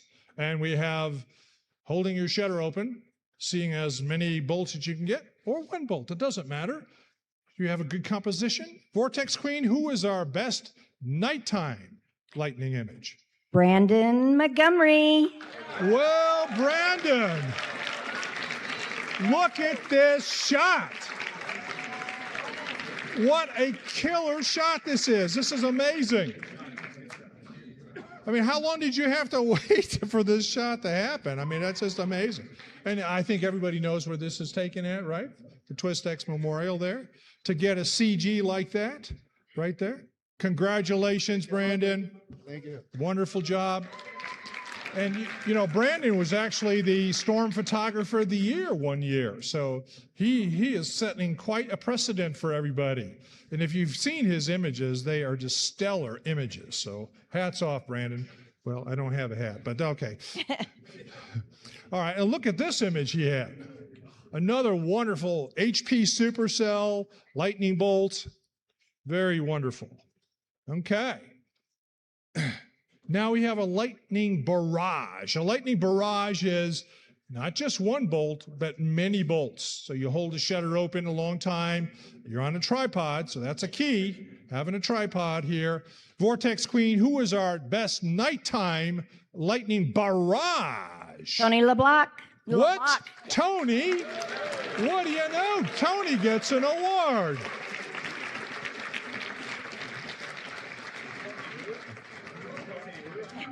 Congratulations, Tony. Well done. Of course, wonderful photography. Yes. Very good. All right. So I think we got the routine down pat. Thank you. All right. Also, this wedge shot that he got was another one that I just, with the sun coming in. Do you see the wedge, everybody? You see it in there? Sometimes it can be quite deceiving. Very good. Two stellar shots there, Tony. Absolutely. Now we have a best spout image. You've all heard about spouts, right? Land spouts. They are very picturesque. They occur a lot of times on the high plains. And Vortex Queen, who is our best spout imager of 2025? Jimmy Sinicki. Jimmy Sinicki. That's right. Love this spout shot. Got a little funnel coming out there. Look at the orange fields. Lovely shot. He's also got this shot, which is a top award winner. That's just a wonderful Tornado Road, huh? Look at that going on there. Danger, Tornado Road. And nighttime shot with Enderlin. Very nice. Best nighttime tornado image. So now the lightning is illuminating the tornado. So Vortex Queen, who is our best nighttime tornado imaging? Alex Russell. Is that his? Yeah. Alex wins. You know, this is not Alex's first time up on the stage, you know. This guy is an amazing eye, amazing photographer. You know, when it gets dark outside, I'm looking for a hotel. You know, he's out there photographing Enderlin and phenomenal structure. That's just crazy, crazy structure. Wonderful. Keep up the good work, my man. Thank you. All right, excellent shot. All right, and he's got some phenomenal tornado images. But a lot of people got phenomenal tornado images like this, but it's still awesome to see. Love this shot too with the road. I always like to have a road there, the tornado. Would you drive down that road? Yes, of course. It depends which way the tornado's moving, right? Absolutely. And this with the multiple vortices in it, just a phenomenal shot there. Very stellar. And then, of course, we all know about this, right? The Nara Vista. I was there. How many of you were there in New Mexico? Yeah, wasn't it phenomenal to see that? And a lot of people got these kind of wide shots. Good idea to have a wide-angle lens, isn't it? Or pan with your camera. Absolutely. And he's got some wonderful aurora shots, too. So certainly stellar photography at work here. All right, now we have wide-angle. So whereas before we were talking about, you know, zooming in, here you have a wide-angle lens, and you're close to the tornado. So what happens is you get the tornado, the updraft, the RFD, and the structure, even though you're close to it. So Vortex Queen, who is our best wide-angle photographer thus? Sean Pagden. Is that how? Is there? Yeah, Sean. Is that how I pronounce it? Absolutely. Sean did a wonderful job here. You got the tornado, you got the updraft. Look at the clear slot on that. And then there seems to be kind of rays coming out from behind that. That is just absolutely stellar. Hey, congratulations. She's got your award. And you got to get your picture. Got to get your picture done. Get your picture with the Vortex Queen. All right, excellent shot. And then this one too. So having a wide-angle lens, but you know, so you got to pick your lenses. You know, what kind of lens you want? Wide-angle, zoom, and look at this shot. You've got to love wide-angle shots because it captures not only the tornado but all of that structure. Look at the blue sky over here on the left. That's phenomenal. Great work, Sean. Keep it up. Hope to see you in Kansas City. Okay? And his shot also of Nara Vista. Wow. There are so many of these that, you know, we just said, well, show me something else. Although this by itself is stellar. All right? Now, the best tornado sequence. This is where you're Machine Gun Kelly, okay? And you're shooting the tornado, just, you know, one after the other, so that you can see the different stages of it as it moves through. So Vortex Queen, who is our best tornado sequencer of 2025? Laura D. Gaynor. Laura Gaynor. That's right. Laura Gaynor flew over the pond to be with us to accept this beautiful sequence. Look at that. Wow, Wellfleet was just an amazing tornado. Absolutely spectacular. Look at the shot, one after another. Great job. Thanks for coming over. England. All right. Out of all of the numbers, we received over 100 selfies. Okay, it seems like people like to take pictures of themselves, but there was one that really I loved because it was shock and awe. Like, I can't believe this is happening. And then that emotion is in the photograph, it's frozen. So Vortex Queen, who was our shock and awe selfie? Egan Young. Egan Young.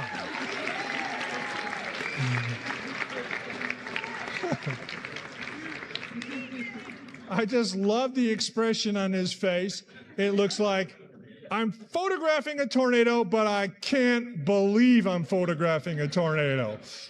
I gotta love that. That's just the shock and awe. Good job. Keep photographing those tornadoes and being shocked and awed at the same time. Hey, you bet. Congratulations. All right. Thank you. And then he had other shots without himself in there that were just like, isn't this gorgeous? You know, there's no power lines. There's no obstructions. It's the whole focus in the image is the tornado. It's just crazy good. Good stuff. Then, of course, tilted up and you got a little sunset action going on. Thanks for submitting these. Great work. Well, we're moving up the chain here. And now, I love panoramas. Yeah. Whether it's a cell phone that you're doing, panorama, or you got a camera that's a panorama camera, whatever, gotta love them. Vortex Queen, who is our best pano guy or girl from 2025? Justin Garvey. Justin.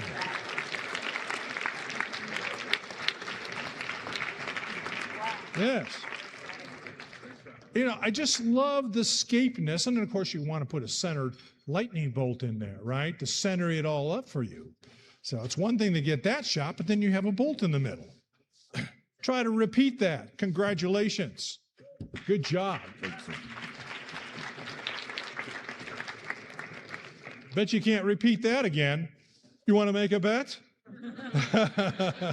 He did it again. Just panoed it with a bolt in the middle. How do you do that? That's just spectacular. Okay. Look at this. Lovely, the vehicle in there. All right. Now, a tornado pano is, all right, very much the same thing, only now the tornado is the center of the attention, but there's so much more because you have a pano going on. So, Vortex Queen, who is our best tornado pano photographer of 2025? David Mayhew. David Mayhew.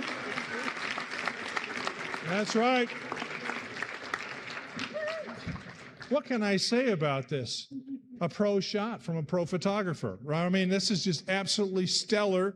You've got the crepuscular rays on the left. You got the tornado in the middle. You got the blue sky with the cues over there on the right. You got the clear slot. I mean, I'm telling you, keep up the phenomenal work.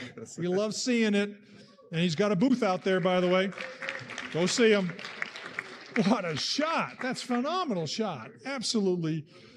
And these are just building up. You know, when I was seeing these submitted on the website, I was just, you know, falling off my chair on the floor half the time. I'm going, you know, I would die to get something like that. I mean, it's crazy good. It's crazy good stuff. Okay.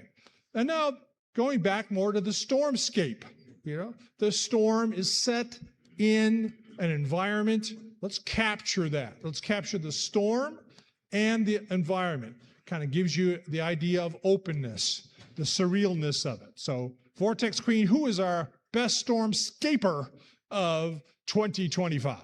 Brad Nelson. Brad Nelson. And Brad sent me a bunch of images. I mean, he did, like, look at this stormscape, huh? And that, you know, you don't have to have a tornado. Look at this. Donut. Woo! Yes. It's a dream. Thank you. Congratulations, man. Keep it up.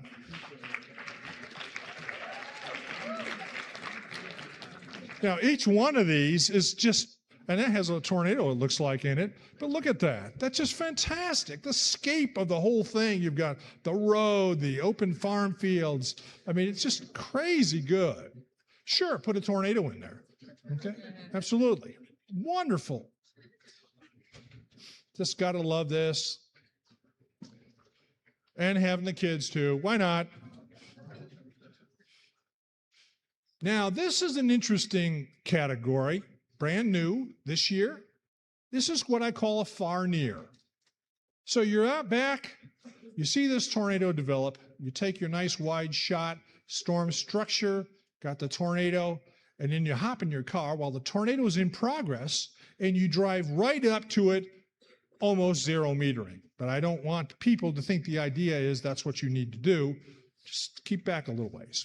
But there was one person that's really stood out that was far away, took a picture, drove up to the tornado, and took another picture. And who was that Vortex Queen? Jacob McMillan. Jacob.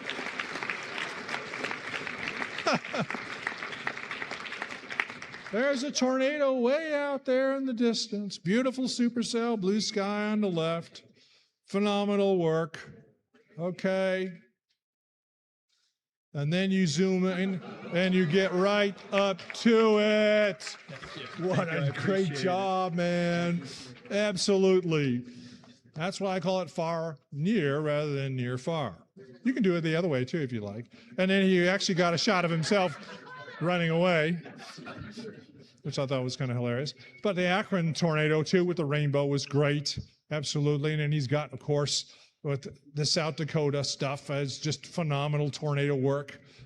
So it says, how do you beat that? I mean, that's crazy good stuff. And another tornado road shot. All right. So now, we've done a lot of photography. Let's shift gears a little bit and go to video. Now, video is tough because a lot of people have dash-mounted cams and they get the wiper going back and forth as they're filming through it. And, that doesn't do it for me. I like it where you shoot out the side of the window so that you don't have stuff like that in the way, or you get out of the vehicle. All right, don't stay in the vehicle unless, of course, you're too close. But this is a documentary. This is when you go ahead, you do the shots, then you go back to your studio and you pull it together and you actually make a documentary of it. So it goes more than above just the raw footage. So who was our documentary person of 2025? Aaron Rigsby. Aaron Rigsby.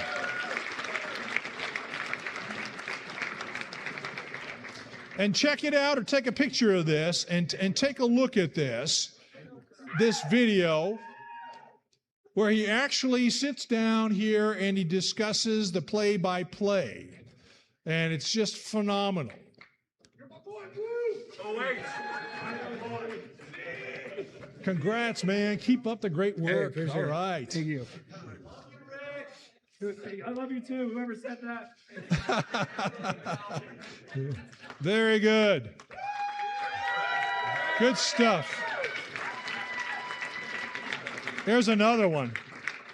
The Gary, South Dakota, shredding the trees, going by the house there, and he does such a great job. Morton, another one.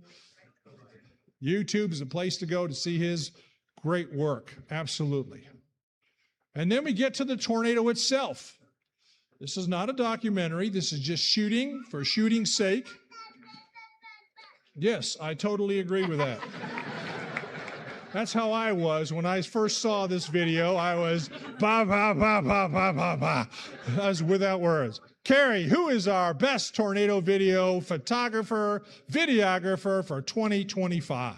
Jordan Hall. Jordan Hall.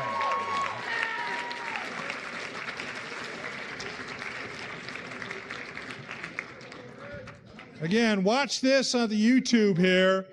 The South Dakota drone video, phenomenal work. Jordan, as always, stellar work. Oh, you get more than one. All right, very good. That's a summit video of the year there. Okay, so there's two kinds of awards he gets. Yeah, this is because we're getting near the end, aren't we? This is award number 20. This is good job, man. Absolutely. All right. We're getting there. We're getting there. Only a few more left here. But now, it seems like everybody got drones. But when you get a drone and you can make it remain stationary So when you do that, then you capture the motion of the tornado. And this person here really did a phenomenal job. They had to basically scrape me off the floor when I saw this video image here. So Vortex Queen, who was our best drone videographer in 2025? Jason Weingart. Jason! Jason is a repeat winner. He is amazing. When I saw this dancing noodle, as you probably have seen in South Dakota, you know, and all these chases are over here, you can see that. That was just phenomenal. You know, the video is just captures so much of the motion. Yeah, absolutely.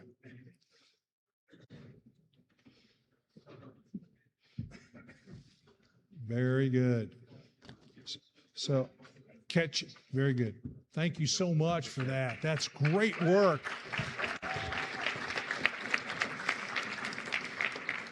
You know, sometimes years ago when I was out damage surveying, people would say, well, you know, this tornado was kind of dancing around. And I go, yeah, right, tornadoes dancing.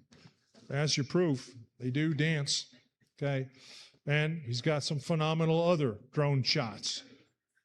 These are actually great videos. Look at the greenage here on the right. You see that coming towards you? Do you go for it? Be a Reed Timmer and get pounded the heck out of it? Make sure if you do that, you have a rental car and you have the damage coverage waiver. Yeah. Don't want to do that. And then this one here is just, it's so surreal. This is the Enderlin tornado, okay? That's crazy. Now, I think we know who the winner is going to be on this one. Who has a drone that intercepts tornadoes? I mean, that's crazy. That's absolutely crazy. Who would do that? No drone's going to withstand a tornado. But Vortex Queen, who's going to win this award? Lewis Tucker. Our Lewis Tucker is going to win this award. You've already seen some of this phenomenal drone work that he's done by going through tornadoes, and there's the YouTube there, and you can go to the Otis Project. So they do phenomenal work. You saw what they did in 2025 compared to 2024. Can you just imagine what 2026 is going to be? Phenomenal work. There's another. Go check that out. I wore that link out, just going ahead and seeing all this. Yeah, just so much to see in here, all the things that are going on, you know, and of course the big guy up in North Dakota, phenomenal. And here's their, you've already seen this, the catches that they've done.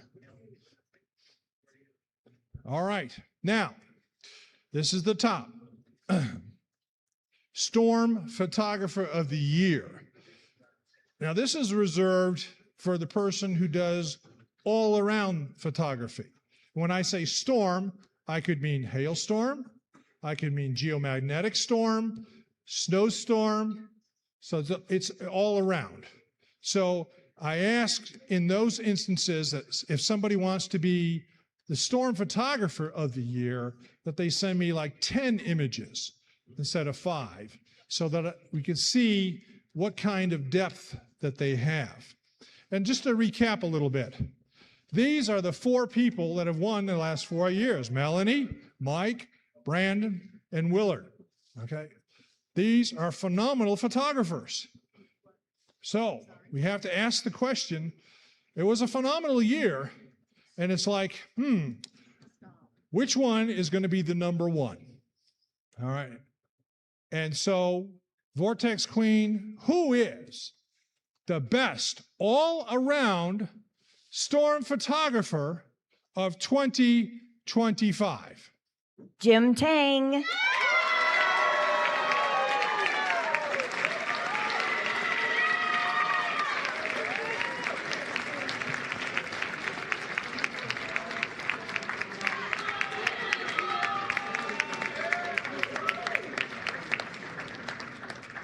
Jim, all I can say is wow, wow, wow. This is in the Grand Canyon. Look at that. Wow. Crazy wow. You are awesome, man. You are absolutely phenomenal. All right. Yeah. I forgot to mention dust storm, but yes, dust storm as well. But Southwest will still fly through it. What the heck? They don't care, right? Aurora. So all of those are great. So really, thank you all for attending and submitting so many drop-dead, gorgeous images. Thank you, Vortex Queen, for helping me out here. Obviously, we have a theme going, so very much. I want to get everybody, all the winners, all the winners, group shot. Please come on up here for a group shot. We're going to have everybody come up here. Some can sit here along the front. Some can kind of kneel or be the short, and then the tall people in the back. So all of you have won. Come on up. Tim. All right. I got 2 more awards and then we'll do it. Okay, 2 more awards. 2 more awards and we'll do it. 2 more awards, okay. 2 more awards. So something Tim and I are working on is coming together on these. So the photographer and the videographer are all one. All right. But we do have 2 crazy ones. It's been very drama filled. Might be the last year I do it. But our rookie of the year. Hold on. Apparently I disappeared my notes. Need some glasses? Yeah, I know, right? Blake Olfey, rookie of the year. Is he here? Blake Olfey?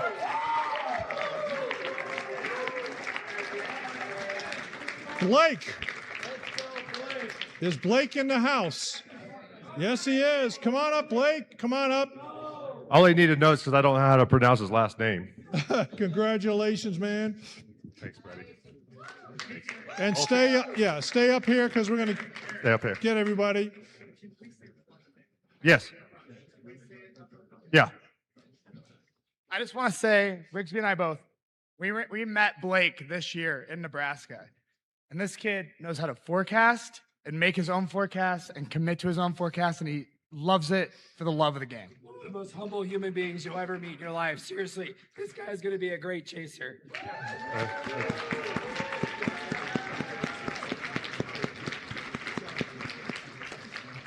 All right, here it is, Chaser of the Year, NSCS Summit Chaser of the Year. Again, I don't know if we're going to continue this. This was supposed to be fun. It's turned into a bit of a mess, but it's okay because it's well earned. Hold on one sec. Sorry, my phone is acting up on me. I need 3 up here. I need Reed Timmer. Is he here? For Gizmo. For Gizmo. Gizmo, I mean, the storm chasing dog. Talk about bringing the community together, right? I need Connor Croft up here.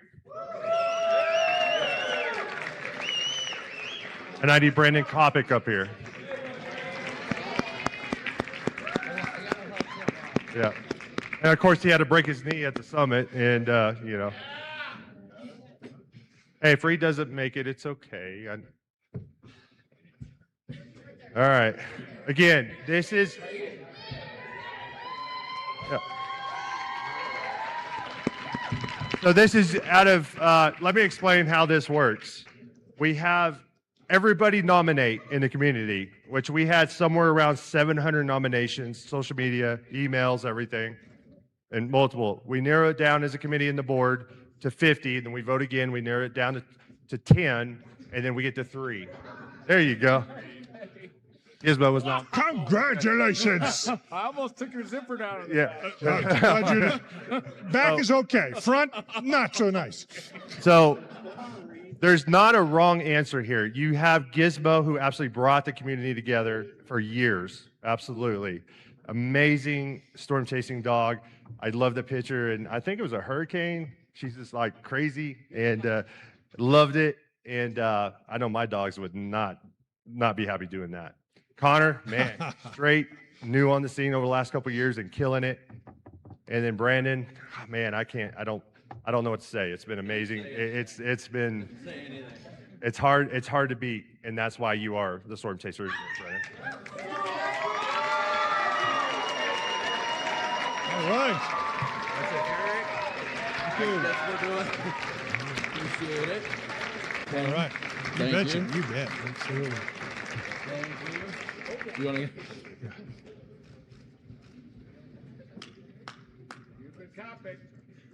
Okay, photo time. Everybody can come up.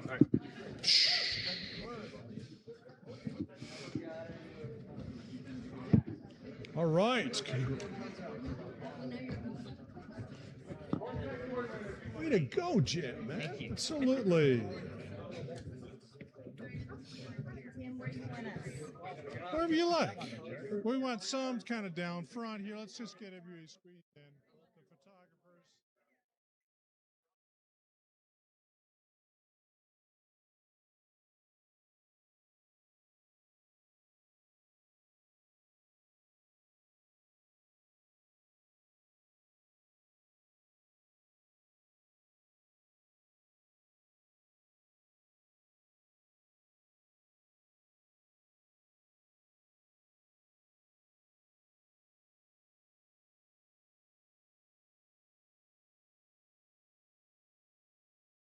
Get down here.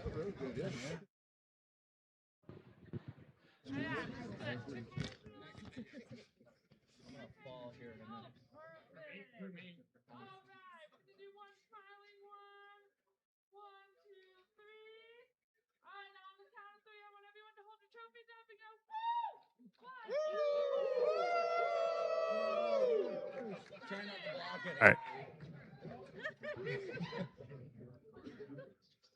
You guys are hilarious.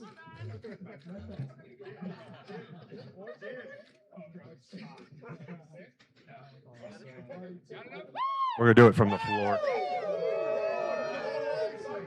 Thank you guys so much for coming to the summit. Jen? Okay. Thank you guys so much. This has been an inspiration. We're going to get the QR code up there one more time. Again, until midnight, we have the sell on for the summit. Thank you guys so much for coming. What a successful summit. Please keep coming back. Jen, what do you think? Oh my God, it was epic and amazing. We love every single one of you, and each year it gets better and better. The positivity, just the encouragement and support from everyone was amazing. So yeah, just come to Kansas City for next year because it's going to be epic. Epic! We love you! We did it! We did it! One more thing I got to say. I got a couple announcements. We have the Outbreak Tournament coming right now. We have the finals. I'm not sure who's in the finals, but we have the finals coming up. Also, karaoke is in the bar. So if you want to do karaoke until midnight, it's in the bar. Go hit it while you can. But the tournament, Outbreak Tournament's here right now. Woo! Outbreak. Eric. Sure. Oh, I'm so sorry.